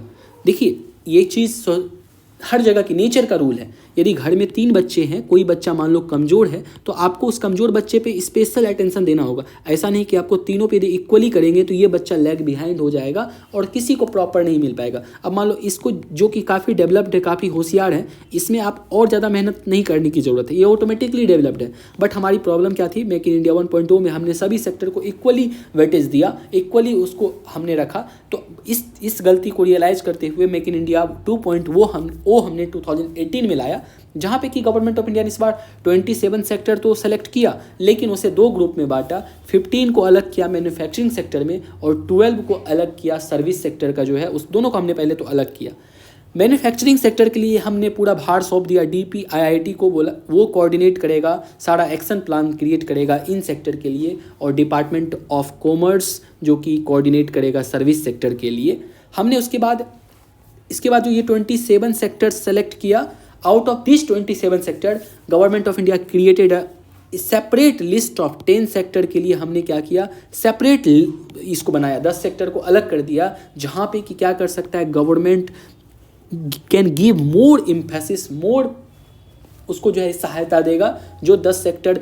और ये 10 सेक्टर को हमने कैसे सेलेक्ट किया, जो कि काफ़ी इस पे हमें स्पेशल और अटेंशन देना है। ये 10 सेक्टर इस बेसिस पे किया, on the basis of 3 parameters लिया। पैरामीटर क्या, GDP में कंट्रीब्यूशन कितना है उसका, एम्प्लॉयमेंट कैपेसिटी कितना है, एक्सपोर्ट कितना कर सकता है। देखो इंडस्ट्री 2 तरह का होता है, एक होता है कैपिटल इंटेंसिव इंडस्ट्री, मान लो आपको लगानी है ऑटोमोबाइल इंडस्ट्री जो कि मैन्युफैक्चर करेगा मान लो कार, वो कितना एम्प्लॉयमेंट जनरेट, हाँ जीडीपी में कंट्रीब्यूशन बहुत ज़्यादा होगा, लेकिन एम्प्लॉयमेंट कैपेसिटी उसकी कम है, उसके लिए बहुत हैवी मशीनरी इन्वेस्टमेंट करनी है। इसके जगह पे आप सोचो कि एक केचप का फैक्ट्री खोल दिया। केचप मतलब क्या, टमाटर का चटनी बनाना है। फार्मर से गया जो कि 2 रुपये 3 रुपये किलो फार्मर को टमाटर बेचना पड़ता है at the time of production, उससे हमने मान लो ढेर सारा टमाटर लिया, सबका क्या क्या केचप बना लिया। टोमेटो जो है ये लेबर इंटेंसिव इंडस्ट्री है, not capital intensive, labour intensive है। यहाँ पे हज़ारों पीपल वर्किंग करेंगे, टमाटर लाएंगे और इससे चटनी बनाएंगे। जो 2 रुपये किलो की चटनी थी ये 50 रुपये किलो बेचेंगे। इससे सारे वर्कर्स को भी दिया जाएगा, कंपनी का भी बेनिफिट होगा, और उस केचप को मान लो हम एक्सपोर्ट भी कर सकते हैं। इंडिया के पास फूड प्रोसेसिंग इंडस्ट्री के लिए मतलब पूरी दरवाज़ा खुली हुई है। पूरी दुनिया, अमेरिका, अरब कंट्री, जहाँ पे कि फसल सब्जी इतनी अच्छे से नहीं होती है, हम पूरी दुनिया को एक्सपोर्ट कर सकते हैं। तो इसलिए गवर्नमेंट ऑफ इंडिया ने 10 सेक्टर को अलग से सेलेक्ट किया जहाँ पे कि अधिक फोकस ज़रूरत है। और उस 10 सेक्टर में से ये 10 सेक्टर हैं। सबसे पहले तो जेम्स एंड ज्वेलरी, इंडिया में ज्वेलरी बनाने का बहुत ज़बरदस्त एक्सपीरियंस है, तो हम इस सेक्टर को किया। रिन्यूएबल एनर्जी में बात किया, कंस्ट्रक्शन, शिपिंग, रेलवे सेक्टर को लिया, automobile and auto component, defence and aerospace, biotechnology, pharmaceuticals, media device, sorry medical devices यहाँ पे होगा, एल छुटा हुआ है, biotechnology, pharmaceuticals, medical devices, chemicals, leather and textile, electronics and food processing industry. ये 10 sector पे हमें मोर एम्फेसिस करना है। ये बात थी make in India 1.0, make in India 1.2.0 की। अब बात करते हैं स्टार्टअप इंडिया, जो स्टार्टअप पे हमें इस विजन में भी काफ़ी कुछ दिया हुआ है। स्टार्टअप इंडिया पे, स्टार्टअप इंडिया गवर्नमेंट ने 2016 में लॉन्च किया। स्टार्टअप इंडिया का मकसद क्या था कि हम अपने यूथ को पहचाने। यूथ में आज स्पेशल अटेंशन है। गवर्नमेंट ऑफ इंडिया ने क्या नोटिस किया कि क्यों इंडियन पीपल जो है, आज देखो दुनिया के मेजर कंपनी का सीईओ इंडियंस है, माइक्रोसॉफ्ट, गूगल, अब जहाँ भी ले ले, मतलब इंडियन में इनोवेशन स्किल ज़बरदस्त है, लेकिन हम उसे सही डायरेक्शन नहीं दे पा रहे हैं। तो उसके लिए हमने क्या किया, स्टार्टअप इंडिया को हमने ये प्रोग्राम लॉन्च किया। पहले तो हम समझते हैं स्टार्टअप इंडिया के अंदर में क्या क्राइटेरिया है जो कि किसी भी कंपनी, कोई भी फर्म को हम उसे किस कैटेगरी में रख पाए कि वो स्टार्टअप है। इसके लिए मान लो ये फर्म है, इस फर्म को टोटल 4 क्राइटेरिया फुलफिल करना होगा तब जाके। पहला तो registration of company should not be greater than 10 साल से पुरानी कंपनी नहीं होनी चाहिए, मतलब कंपनी न्यू होनी चाहिए। मतलब आज मतलब मिनिमम 10 साल तक में यदि है कोई कंपनी बना हुआ तो उसे हम स्टार्टअप का दे सकते हैं। सेकेंड बात क्या किया, इन ईच 10 ईयर, मान लो यदि 2 साल का ही पुराना कंपनी है तो फर्स्ट ईयर भी क्या होना चाहिए, उसका टर्नओवर जो है लेस देन 100 करोड़ होना चाहिए। और सेकेंड ईयर में भी जो है उसकी टर्नओवर कितनी होनी चाहिए, वेट सेकेंड, कुछ बिगड़ गया लगता है, वेट नीचे फ़ॉन्ट गड़बड़, हाँ अब सही। तो सेकेंड ईयर में भी जो है उसकी टर्नओवर कितनी होनी चाहिए, ये क्या हो रहा है, वेट सेकेंड, थोड़ी सी, हाँ अब सही है शायद। तो सेकेंड ईयर में भी उसकी टर्नओवर 100 करोड़ से कम होनी चाहिए। मतलब टर्नओवर यदि मन में चल रहा होगा सवाल की व्हाट इज टर्नओवर, तो सिंपल मान लो ये कोई फर्म था, ये फर्म वाटर बॉटल बना रहा है। वाटर बॉटल, पूरी वाटर बॉटल को जब पूरी साल में बेचेगा, इसको बेचने पे जितना, बस इसमें प्रॉफिट हम नहीं बात कर रहे हैं, सिंपली सेलिंग कॉस्ट यदि इसको कितना होना चाहिए, 100 करोड़ से कम होना चाहिए। 5 करोड़ भी है तो चलेगा, मिनिमम नहीं है, हम मैक्सिमम की बात कर रहे हैं। यदि 100 करोड़ से अधिक होगा तो बड़ी कंपनी, उसे ज़रूरत ही नहीं हमें सपोर्ट की या फिर उसे स्टार्टअप की, उसे सर्टिफिकेट देने की। तो 100 करोड़ से कम होना चाहिए। उसके बाद no creation by splitting of existing old businesses. मान लो क्या किया, ये मान लो कोई ऐसी कंपनी है, मान लो ये आयरन एंड स्टील कंपनी है, मान लो ये बाटा कंपनी है, एग्जाम्पल के लिए समझते हैं। Bata company 25 year old company था, या इससे छोटा, इससे अच्छा एग्जाम्पल ले लेते हैं। बता देखो, मान लो एक आइसक्रीम प्लस जो है आइसक्रीम और वाटर बोतल की एक जॉइंट कंपनी थी, जो ये कंपनी आइसक्रीम और वाटर बोतल बना रही थी, जो कि ये कंपनी मान लो 20 साल पुरानी है, 20 ईयर ओल्ड कंपनी था। इसने देखा क्या, गवर्नमेंट स्टार्टअप इंडिया योजना लेके आई है, इसके तहत हमें बहुत फंडिंग मिलेगा, गवर्नमेंट सपोर्ट करेगा। हम क्या करते हैं, अपनी कंपनी को स्प्लिट कर लेते हैं, एक पार्ट बना देते हैं आइसक्रीम के लिए, एक कंपनी बनाएगा, मान लो तुम्हारा वाटर बॉटल होगा, और बोला कि ये मेरी न्यू कंपनी है, लेस देन 10 ईयर है, वो टर्नओवर भी कम है, हमें स्टार्टअप के तहत सर्टिफिकेट दे दो। गवर्नमेंट वो इंडिया बोला पागल है, चलो हटो निकलो यहाँ से। मतलब स्प्लिट नहीं होना चाहिए, एकदम न्यू फ्रेश कंपनी होना चाहिए। और उसके बाद एक नेसेसरी कंडीशन क्या है, फोर्थ, ये कंडीशन तो मस्ट फुलफिल होना चाहिए। मतलब क्या, यदि आपको स्टार्टअप में आना है तो आपके पास इनोवेटिव आइडिया होनी चाहिए, इनोवेशन होनी चाहिए। ऐसा नहीं कि एग्जिस्टिंग बिजनेस मॉडल पे ही आप आ रहे हैं तो स्टार्टअप नहीं मिलेगा। आपके पास कुछ इनोवेटिव आइडिया होना चाहिए जो कि बिल्कुल हट के हो। जब आप ऐसा कर रहे हैं तो आपको स्टार्टअप इंडिया का सर्टिफिकेट मिलेगा। और सेकेंड क्या है, potential for employment creation and contribution in GDP. आप एम्प्लॉयमेंट को भी क्रिएट करें, जीडीपी को क्रिएट करें, तब जाके गवर्नमेंट ऑफ इंडिया आपको सपोर्ट करेगा। इसके लिए स्टार्टअप इंडिया को फैसिलिटेट करने के लिए स्टार्टअप हब बनाया। स्टार्टअप हब मतलब क्या, मान लो ये पर्सन था, कोई स्टूडेंट है, ये एक स्टार्टअप में इसके मन में आया क्या, इसके मन में आया, मान लो कि एक एग्जांपल्स लेते हैं, मान लो एक की मोबाइल बनाना है हमें, एग्जाम्पल समझता है ये, इसने प्रपोजल क्या रखा जाके, हम एक ऐसा मोबाइल बनेंगे जिसकी कॉस्ट मात्र 1000 पड़ेगी, हमारे पास ये आइडिया है।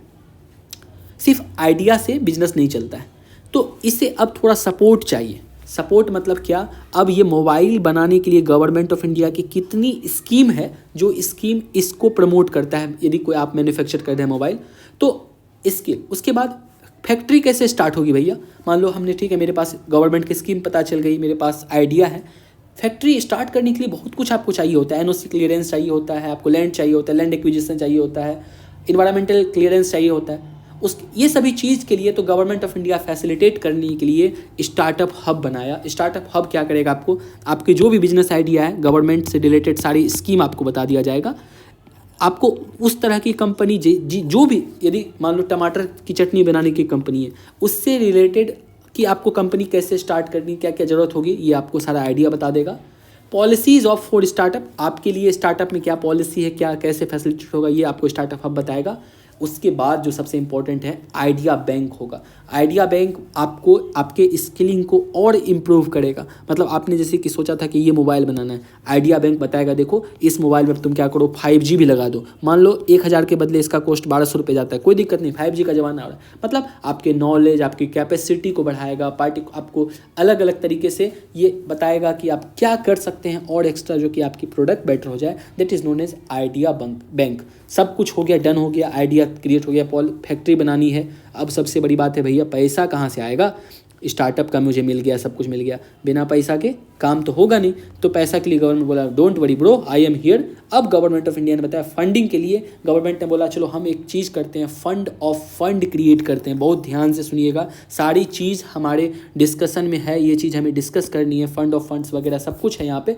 तो इसलिए वहाँ पे मैं बात, यहाँ पे जैसे fund of fund for startup, तो यहाँ पे फिर उस चीज़ को बात को डिस्कस हम नहीं करेंगे अभी, तो यहाँ से आपको बहुत ध्यान से देखनी है। तो गवर्नमेंट ऑफ इंडिया ने बोला हम एक फंड ऑफ फंड क्रिएट करेंगे। पूछा क्या होता है फंड ऑफ फंड, तो इसका मतलब बोला क्या, देखो हम क्या करते हैं, ये एक बॉक्स बना दिया। गवर्नमेंट ऑफ इंडिया की जितनी भी PSUs है, GST कलेक्शंस हैं, प्रोविडेंट फंड है, उसमें से कुछ कुछ पैसे निकाल के हम इस बक्से में रखेंगे। और इस बक्से में टोटल कितना पैसा भी रखेंगे, 10,000 करोड़ बोला गवर्नमेंट ऑफ इंडिया, हम इस बॉक्स में रखेंगे, जिसे हम बोलेंगे फंड ऑफ फंड। ये फंड को हम क्या करेंगे, सिडबी को दे देंगे। सिडबी बैंक है, स्मॉल डेवलपमेंट बैंक है, तो इस बैंक को हम, ये फंड किसे दे दिया गया, सिडबी को दे दिया। अब ये सिडबी क्या करेगी, अब मान लो आप कोई स्टार्टअप हो, स्मॉल स्टार्टअप हो, आप गए सिडबी को एप्लीकेशन दिए, सर मुझे लोन चाहिए, ठीक है भाई ले जाओ। तो SIDBI MSME related to startup, जो भी स्टार्टअप से रिलेटेड MSME होगा उसको क्या करेगा, ये सिडबी दे देगा, पैसा प्रोवाइड कर देगा, लोन प्रोवाइड कर देगा। तो एक तो बात हुआ फंड ऑफ फंड क्रिएट किया। अनदर फंडिंग के लिए मेजरमेंट क्या किया, मिनिस्ट्री ऑफ MSME, ये तो बात थी गवर्नमेंट ऑफ इंडिया के फंड ऑफ फंड के थ्रू बात किया। अब MSME ने भी कुछ फंड का, MSME ने बनाया एस्पायर फंड 310 करोड़ का, ये भी क्या करेगा, सिडबी को दे दिया जाएगा। सिडबी MSME को फिर लोन देगा। कौन से MSME को, जो कि पहला इसमें क्राइटेरिया है रूरल एरिया में होना चाहिए, ग्रामीण इलाका में होना चाहिए, और दूसरा ये वर्क करेगा एग्रीकल्चर प्रोडक्ट से रिलेटेड। और तीसरा फंड बनाया सिडबी और RBI के जॉइंट कोलैबोरेशन से, जिसे कहते हैं इंडिया एस्पिरेशनल फंड। 2000 करोड़ का ये फंड बनाया, ये भी MSME को दिया जाएगा रिलेटेड टू स्टार्टअप। सारा कहानी हो गया, पैसा भी हो गया, कैसे फैक्ट्री करनी ये भी हो गया, स्टार्टअप इंडिया हो गया। स्टार्टअप के बाद हमने एक चीज़ किया, अब थोड़ा अंडर स्टार्टअप इंडिया, थोड़ी इसके अंडर में कुछ जो और चीज़ को फुलफिल करना है, तो हमने एक बनाया अटल इनोवेशन मिशन और self employment and talent utilization program that is known as SETU program. इसका क्या काम है कि अटल इनोवेशन मिशन और सेतु प्रोग्राम के थ्रू आपको क्या मिलेगा, यह एक प्लेटफॉर्म देगा जहाँ पे कि आप आइडिया को जनरेट कर सकते हैं। मान लो मेरे मन में अभी आया क्या, चलो मुझे एक सुपर कंप्यूटर बनाना है और ये आइडिया हम शेयर कर रहे हैं किसके साथ, इस प्लेटफॉर्म के साथ शेयर कर रहे हैं। तो ये बताएगा अच्छा सुपर कंप्यूटर बनाना है, ठीक है आप ऐसे सीखिए, ये किताब पढ़िए, इस पे ऐसे रिसर्च कीजिए। यदि आपके पास सारा मान लो सब कुछ मेरे पास सुपर कंप्यूटर बनाने की प्लान है, आइडिया है, हमने पढ़ लिया है, तो फिर ये बताएगा आपको इसके बाद क्या स्टेप करनी है। और क्या बताएगा, ये दोनों चीज़ हमें बताएगा। यह मेंटरशिप देगा to become successful entrepreneurship. Government also helps me to sell the super computer. मतलब क्या, आपको एक सक्सेस मेंटरशिप प्रोवाइड किया जाएगा इस चीज़ को, आपके आइडिया को प्रमोट करने के लिए मेंटरशिप। और जब आप सुपर कंप्यूटर बना लेंगे, गवर्नमेंट उसे बेचने में भी मदद करेगा, प्रमोटिंग करेगा, आपके लिए एडवर्टाइज करेगा, ये हो जाएगा। और इन दोनों चीज़ को बढ़ाने के लिए हमने बनाया, मतलब इस दोनों को सपोर्ट करने के लिए अटल टिंकरिंग लैब। बहुत ध्यान से देखिएगा, ये भी न्यूज़ में है, अटल टिंकरिंग लैब। मतलब गवर्नमेंट चाहता है क्या कि ये साइंटिफिक आइडिया जो है, इनोवेटिव आइडिया, क्यों आदमी युवा मतलब जो है क्या 20 साल 22 साल में जाके सोचे, ये स्कूल लेवल पे होना चाहिए। तो हम स्कूल लेवल पे ये चीज़ को प्रमोट करेंगे, जिसके लिए गवर्नमेंट लैब क्रिएट करेगा स्कूल में। ये प्रोविजंस अंडर है अटल टिंकरिंग लैब के बारे में। नेक्स्ट बात करते हैं हम थोड़ा सा, बस लास्ट आर्टिकल्स है स्टैंड अप इंडिया में। जो स्टार्टअप देखा, ये स्टैंड अप इंडिया है, बहुत ध्यान से समझना है। ये स्टैंड अप इंडिया किसके लिए है, आपको मैंने जैसे बताया ना, सोसाइटी में जो सेक्शन थोड़ी बिलो है उसे स्पेशल अटेंशन की ज़रूरत होती है, तभी वो निखर के सामने आ पाता है। तो हमने to promote entrepreneurship and innovation among case में SC ST एंड वुमेन के लिए, तो हमने क्या किया, स्टैंड अप इंडिया बनाया। हमने इसके थ्रू क्या करेंगे, वाया इट हैंड होल्डिंग करेंगे, उसकी जो आइडिया होगी उसे सहायता प्रदान किया जाएगा। Provide information about financing, raw material कहाँ से मिलेगा, मशीन कहाँ से मिलेगा, मार्केट कहाँ से मिलेगा, हम सारा कुछ लेकिन ये ध्यान में रखना है, इसके लिए कैटेगरी फिक्स है। इसके लिए 3 SC ST वुमेन, मतलब schedule caste, schedule tribe, wait a second, तो हाँ ये 3 सेक्शन है, schedule caste, schedule tribe and women को ही इसमें अलाउड है। उसके बाद हम इसमें हैंड होल्डिंग प्लस उसे financing plus raw materials, machine, market कैसे लेनी वो बताएंगे। और क्रेडिट गारंटी, मतलब फंड की बात फिर यहाँ पे आएगी। तो गवर्नमेंट ऑफ इंडिया ने सेटअप किया एक बॉडी जिसका नाम है national credit guarantee trusteeship company limited. यह लोन देगा 10 लाख से 1 करोड़, जैसी आपकी बिजनेस होगी, जैसी आइडिया होगी, किसको, SC ST एंड वुमेन को 10 लाख से 1 करोड़ तक का लोन उसे मिलेगा। लेकिन ये होना चाहिए green field enterprises. Green field मतलब स्क्रैच से, 2 इकोनॉमी में टर्न आप सुनते होंगे, एक ग्रीन फील्ड एक ब्राउन फील्ड। मान लो ग्रीन फील्ड मतलब क्या हो गया, स्टार्टिंग से कोई प्रोजेक्ट को उठाना। ब्राउन फील्ड क्या हो गया, पहले से कोई कंपनी था, इसमें रिनोवेट करना है, इसकी ब्रांच को बनाना है, that is known as brown field. तो ग्रीन फील्ड एंटरप्रेन्योरशिप अपना होना चाहिए, मतलब बिल्कुल न्यू सिरे से होना चाहिए।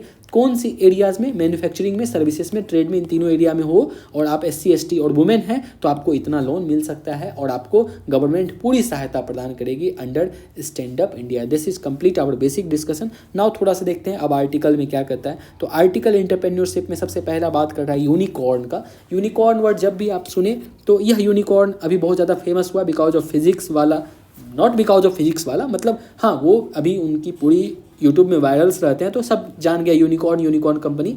यूनिकॉर्न कंपनी का मतलब इतना है, यदि आपके कंपनी के वैल्यूएशन कितना हो जाए, $1 बिलियन यदि हो जाए, आपके कंपनी के वैल्यूएशन $1 बिलियन हो जाए, that means, wait a second, I have a call. तो हम लोग बात कर रहे थे यूनिकॉर्न के बारे में। तो यदि किसी कंपनी की वैल्यूएशन $1 बिलियन और उससे ज़्यादा होती है तो वह कंपनी को हम लोग यूनिकॉर्न कहते हैं। हमारे इंडिया में अभी 100 से ज़्यादा यूनिकॉर्न कंपनी है जिसकी यदि टोटल वैल्यूएशन किया जाए it is greater than 25 lakh crore है। तो बहुत खुशी की बात है हमारे लिए कि हमारे पास इतनी यूनिकॉर्न कंपनी है। DPIIT के कुछ क्राइटेरिया है फॉर स्टार्टअप कि क्या कैसे कोई कंपनी को हम स्टार्टअप कहेंगे। तो ये वही चीज़ है जो हमने अभी जस्ट आपको बताया कि कंपनी की एज 10 साल से अधिक नहीं होनी चाहिए, टर्नओवर 100 करोड़ से नीचे, ओरिजिनल आइडेंटिटी इनोवेटिव, ये अभी हमने जो बात किया सेम वही चीज़ है। आप यहाँ पे देख लीजिए, फिर से मैं बता देता हूँ। ये जो हमने क्राइटेरिया अभी देखा ना DPI स्टार्टअप होने के लिए, ये देखो ये सारी चीज़ सेम आर्टिकल में बात किया हुआ है। तो यहाँ पे हम लोग सेम डुप्लीकेशन ऑफ एफर्ट नहीं करेंगे। ये बात भी हमने बात कर लिया कि 100 यूनिकॉर्न से ज़्यादा हमारे इंडिया में, जिसकी वैल्यूएशन 25 लाख करोड़ है। Unicorn and startup in India के बारे में कुछ पॉइंट्स से देख लेते हैं। Unicorn is use to describe, वही जब कंपनी की वैल्यूएशन $1 बिलियन से ज़्यादा हो जाए। इंडिया की रैंक 3rd है स्टार्टअप के मामले में, यूनिकॉर्न के मामले में। सबसे किसके बाद? यूएस और चाइना के बाद। नंबर 1 पे यूएस है, 2nd पे चाइना, 3rd पे हम लोग है। बहुत अच्छी हमारी लिए अचीवमेंट की बात है। Total number of unicorn and overall startup ecosystem हमारे इंडिया में अभी काफ़ी डेवलप कर रहा है इस एरिया में। उसके बाद क्या है, दिस कंपनी डोंट, देखो एक चीज़, स्टार्टअप्स का मतलब क्या होता है? अभी तक स्टार्टअप जैसे हमने बात किया था ना, स्टार्टअप एक कंपनी और वेंचर होगा that focused on single product और सर्विसेज। आपको लग रहा होगा स्टार्टअप और कोई कंपनी में क्या डिफरेंस होता है? स्टार्टअप सिर्फ बात करता है एक कोई प्रोडक्ट है और सर्विसेज है, उस चीज़ को लेके वो इनोवेटिव आइडिया लेके सामने आया है, उससे वो काम कर रहा है, then we can say that it comes under startup. This company don't have fully developed business model, इसीलिए तो गवर्नमेंट इसे सपोर्ट कर रहा है। यदि सब कुछ इसके पास होता, फुल्ली डेवलप्ड मॉडल होता, तब तो गवर्नमेंट को सपोर्ट करने की जरूरत ही नहीं थी। इसके पास लैक एडिक्वेट कैपिटल्स हैं to move on to next phase of business. अब उसके पास फंडिंग की कमी है, कैपिटल्स की कमी है, तो गवर्नमेंट ऑफ इंडिया इसलिए उसे सपोर्ट प्रोवाइड करता है, फंडिंग देता है। Funding source includes venture capitalist, crowd funding, loan ले सकता है, क्राउड फंडिंग ले सकता है। वेंचर कैपिटलिस्ट कोई बड़े बड़े मान लो आपको इंस्टीट्यूशनल इन्वेस्टर्स हैं, वो इसमें इन्वेस्ट करते हैं। DPIIT की क्राइटेरिया है जो 5 पैरामीटर ऊपर इमेज में ही बात कर रहा है और हमने डिस्कशन में भी देखा। मेजर इनिशिएटिव फॉर स्टार्टअप ने क्या किया, गवर्नमेंट ने क्या किया, इनिशिएटिव्स लिया है, startup initiative, stand up initiative, funds of fund हमने बात कर लिया।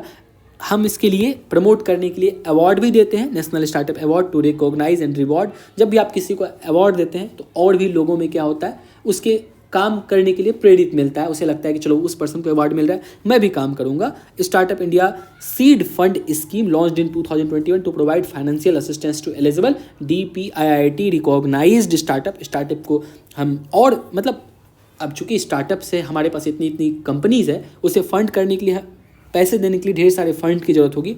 कुछ फंड तो हमने देखा, 1-2 फंड और अभी न्यूज़ में, seed fund scheme. Related news क्या है, ranking of states startup ecosystem में लॉन्च्ड बाय किसके, DPIIT ने लॉन्च किया था 2018 में, जो कि best practices in each state में और यूटी ऑल्सो, यदि वहाँ पे वह स्टेट और यूटी बेस्ट प्रैक्टिसेस करता है स्टार्टअप की इकोसिस्टम क्रिएट करने के लिए। कहीं पे भी स्टार्टअप क्यों आएगा, जब आप उस पर इंफ्रास्ट्रक्चर देंगे, वहाँ पे इन्वेस्टमेंट करेंगे ह्यूमन कैपिटल में, तो वहाँ पे स्टार्टअप बनेगा, लोगों के पास इनोवेटिव आइडिया आएगा। जैसे अभी देखिए दिल्ली के स्कूल में अरविंद केजरीवाल जी क्या मस्त काम कर रहे हैं, बच्चे को क्लास 10th से ही इस तरह का इनोवेटिव आइडिया स्कूल में ही सिखा रहे हैं, बिजनेस मॉडल तैयार कर रहे हैं, दैट्स ग्रेट ह्यूज। तो वहाँ से जब वो बच्चे बड़े होंगे तो उसके पास हज़ारों आइडियाज़ होंगी, जिसमें यह टोटल 2021 की ranking covers 24 state, 7 union territory rank on their performance across 7 broad reform area. वह रिफॉर्म एरिया है इंस्टीट्यूशनल सपोर्ट, मतलब वही सब चीज़ जो हमने बात किया, नॉट कोई चीज़ एक्स्ट्रा बात है यहाँ पे। पार्टिसिपेंट्स आर ग्रेडेड एज, तो जो पार्टिसिपेंट इसमें से है उसको बेस्ट परफॉर्मर या top performer, leaders, aspiring leaders, इन तरह का हम उसको ग्रेड देंगे। उसके बाद हम लोग बात करते हैं government e marketplace portal. यह एक पोर्टल है। ई मार्केट प्लेस मतलब क्या है कि union cabinet has approved a proposal to expand the mandate of government e marketplace portal to allow procurement by cooperatives as a buyer on platform helping cooperative to enhance the ease of doing business। देखो market place का मतलब क्या होता है कि government बहुत सारे sectors जैसे हमारे पास मान लो, जैसे कि कोई न्यू स्टार्टअप बना या MSME बना, जब वो कोई प्रोडक्ट को बनाएगा, पहली बात तो ये प्रॉब्लम है कि उसके प्रोडक्ट कोई जान नहीं रहा है तो उसके प्रोडक्ट को कोई बाय नहीं करेगा तो उससे वो डीमोटिवेट हो जाएगा, वो फर्दर उस पर जो है क्या प्रोडक्शन नहीं करेगा। तो ऐसे केस में गवर्नमेंट क्या करते हैं ना, गवर्नमेंट अपनी जितनी सारी मान लो PSU है, डिपार्टमेंट्स है, ऑर्गेनाइजेशन है, PSU है, उन सब चीज़ के लिए जो यदि कुछ सामान खरीद, जैसे मान लो फ़ैन खरीदनी है, पंखा खरीदनी है, तो पंखा खरीदने के लिए गवर्नमेंट मार्केट में नहीं जाएगा। गवर्नमेंट उसको बोलेगा मान लो स्टार्टअप्स को या MSME को, ठीक है तुम प्रोडक्ट बनाओ, इतना परसेंट मान लो 25% ऑफ प्रोडक्ट तुम्हारा जो है हम खरीद लेंगे। तो गवर्नमेंट जब अपने लिए कुछ चीज़ क्या करता है, ओपन प्रोक्यूरमेंट कर लेता है। इसे लॉन्च किया गया था ये जो है गवर्नमेंट ई मार्केट प्लेस 2016 में लॉन्च किया गया था, जो कि an open and transparent procurement है प्लेटफॉर्म फॉर किसके लिए, गवर्नमेंट बायर के लिए, गवर्नमेंट बाय करता है इसको। It facilitates online procurement of common use goods and services, वह सामान जो कि required by various government department, organisation, public sector undertakings, cooperatives. यहाँ पे private buyer can't buy on this platform, ये प्राइवेट के लिए नहीं है। हाँ, प्राइवेट बायर उस पर सेल कर सकता है बट बाय नहीं कर सकता है। ये इस पोर्टल पे सिर्फ गवर्नमेंट बाय करेगा। हमने जो ये government e marketplace portal बनाया है। उसके बाद अब छोटी छोटी थोड़ी सी बेसिक न्यूज है, जिसमें कि सबसे पहले बात करते हैं गिग वर्कर का। गिग वर्कर क्या होता है, या गिग इकॉनमी अभी काफ़ी न्यूज़ में चल रहा है। देखो, जितने भी आप देखते हो ओला, उबर, स्विगी, जोमेटो, यहाँ पे जो वर्कर्स हैं ना, वो सभी को गिग वर्कर कहते हैं। गिग वर्कर मतलब क्या, उसकी जो जॉब्स है ना काफ़ी डेंजरस होती है। अभी एक जोगाटो मूवी आया, क्या शानदार मूवी बनाया, कपिल शर्मा का मूवी था। आप जरूर उसे देखेंगे तो उससे आपको दर्द समझ में आएगा कि इस गिग वर्कर को कितना तकलीफ सहना पड़ता है। उसके लिए क्या किया जाता है, लिफ्ट में लिख दिया जाता है डॉग्स एंड गिग वर्क, मतलब जो ऑर्डर लेके आते हैं उसके लिए नॉट अलाउड है। मतलब कितनी शर्म की बात है कि हमारे अंदर इतनी मानवता मर गई है। तो उसके लिए तो गिग इकॉनमी एक ऐसी इकॉनमी जहाँ पे कि temporary flexible jobs are common place and company tend towards hiring independent contractors instead of full time employ. वो फुल टाइम एम्प्लॉय नहीं सेलेक्ट करेगा, वो बोलेगा बस कॉन्ट्रैक्ट के लिए रखेगा, जब तक काम कर रहा है। उसे कोई सोशल सिक्योरिटी नहीं है, कभी उसके साथ एक्सीडेंट हो जाए, क्या हो जाए, कभी मौसम नहीं सही है, उसे कोई मान लो ऑर्डर नहीं मिला तो उसके घर के चूल्हा तक नहीं जलेगा। ये प्रॉब्लम है। तो इसके लिए बहुत सारी बातें चल रही थी कि कोई एक सोशल सिक्योरिटी कवरेज से रिलेटेड आप क्या कीजिए, कोई एक योजना लेके आइए जिसमें कि गिग वर्कर को सोशल सिक्योरिटी प्रोवाइड किया जाएगा। तो नीति आयोग ने रिलीज किया India's booming gig and platform India's booming gig and platform economy report, जिसमें it suggest universal social security coverage. इसमें क्या होगा कि यूनिवर्सल सोशल सिक्योरिटी कवरेज का मतलब कि सोशल सिक्योरिटी मतलब आप उसके सहायता प्रदान करना, सामाजिक सहायता, मतलब लाइफ एंड डिसेबिलिटी कवर। आपने कई बार देखा होगा कि जोमेटो वाले सब जो बाइक से जाते हैं, कहीं उसकी एक्सीडेंट हो जाती है तो उसके लिए आप क्या कीजिए, उसके लाइफ इंश्योरेंस कवर कीजिए, हेल्थ एंड मैटरनिटी बेनिफिट दीजिए। यदि कोई वुमेन वर्कर्स है, उसे वहाँ बहुत सारे प्राइवेट ऑर्गेनाइजेशन में तो मैटरनिटी बेनिफिट नहीं मिलता है। मैटरनिटी बेनिफिट का मतलब क्या है कि मान लो कोई प्रेग्नेंट महिला हो गई है, अब उसे तो छुट्टी चाहिए, मतलब छुट्टी तो वो ले सकती है, लेकिन छुट्टी के समय में क्या होता है, प्राइवेट ऑर्गेनाइजेशन उनको पैसा ही नहीं देता। तो ऐसे केस में वो क्या मतलब इस पे बिल जब आता है, अब बात करता है क्या, यदि जब वो माँ बनने वाली है उस समय आपको पेमेंट उसका नहीं काटना है और उसे छुट्टी पे देना है। That is known as maternity benefit और health benefit. Old age protection, अब मान लो जो पर्सन 60 साल तक काम किया, बुढ़ापे में कहाँ से वो लाएगा, तो उसके लिए कुछ पेंशन की प्रोविजन कीजिए और अदर बेनिफिट्स ऑल्सो प्रोवाइड कीजिए। वही बात करता है code on social security using a RAISE framework. RAISE framework में कुछ बात करती है, सेम चीज़ है कि उसको रिकॉग्नाइज कीजिए, उसको वर्क को उसको जो है कि सपोर्ट कीजिए। ई से ensure benefit are rapidly accessible to worker. जो बेनिफिट है वो किसको एक्सेसिबल हो, जो वर्क कर रहा है। तो ये बहुत छोटी छोटी बातें हैं, हमने इसकी बेसिक्स देख लिया। तो उसके बाद है प्रोडक्टिविटी पे क्या है, RBI and centre for development economics release Indian productivity report. इसमें बात करता है इंडिया है सिग्निफिकेंटली लो प्रोडक्टिविटी है। मतलब लो प्रोडक्टिविटी का मतलब क्या होता है, आप जितना आउटपुट लगा रहे हो इनपुट उस पर कम है। मान लो कोई बिजनेस है, मान लो एक टी स्टॉल है, ये 100 रुपये खर्च कर रहा है लेकिन चाय मान लो 80 रुपये का बेच रहा है, दैट मीन्स प्रोडक्टिविटी लो है। तो ये रिपोर्ट में बात आता है। एक है टाइम बैंकिंग, बहुत मस्त का फेमस कंसेप्ट है। तो time bank are time sharing cooperative among womens where in 1 hour equal to 1 hour time credit. आप इसको ऐसे समझिए, मान लो क्या, यह टाइम बैंक को समझने के लिए बहुत अच्छा सा एग्जाम्पल हम लेते हैं। जैसे मान लो घर में, मतलब यहाँ पे पैसे की कोई बात नहीं होगी, टाइम की बात होगी। जैसे मान लो मम्मी हमारे लिए क्या करती है, मान लो हमारा कपड़ा धोई, मम्मी ने टाइम रिकॉर्ड करके रखा, चलो तुम्हारे कपड़े धोने में 1 घंटा समय लगा, तुम्हारे लिए खाना बनाने में मुझे मान लो 30 मिनट्स लगा, मतलब टोटल टाइम क्रेडिट मम्मी के पास कितना हो गया, ये हो गया 1 आवर 30 मिनट का टाइम क्रेडिट मम्मी के पास हो गया। अब मम्मी बोलेगी इस टाइम के बदले चलो मुझे अब तुम ये जो 1.5 घंटा है मेरा पैर दबाओ, मतलब मामला अब आ गया चक्कर में। मतलब समझ रहे हैं कि जहाँ पे यदि आप किसी जगह पैसे नहीं दे रहे हो तो उसकी टाइम को क्रेडिट कीजिए और उस टाइम के बदले उतना टाइम आप भी काम कर दीजिए। इसे हम एक गांव के लेवल पे कैसे देख सकते हैं, जहाँ पे कि वो सेल्फ सफिशिएंट बन जाए और लोगों में एक कॉपरेशन का भावना आए। तो मान लो अब हम इस आर्टिकल को समझते हैं। Time sharing cooperative among women. मान लो ये कोई सोसाइटी है, उस सोसाइटी में 1 2 3 4 5 नहीं, मान लो बहुत सारे, हम एग्जाम्पल के लिए मान लो लेते हैं 1 2 3 4 वुमेन है।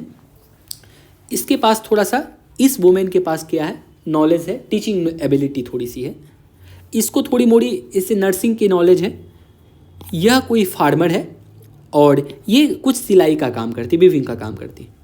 मान लो ये टीचर है, ये क्या कि इसके बच्चे को 1 घंटा पढ़ा दी, तो ये बदले में क्या होगा, जब ये टीचर साहिबा को जब कुछ कपड़ा सीना होगा तो ये इसको सी देगी। 1 घंटा हो गया, काम बराबर। ये है, इसके बच्चे को पढ़ा देगी, इसके बदले मान लो कभी हेल्थ से रिलेटेड कुछ सहायता लेना होगा, ये हेल्प कर देगी।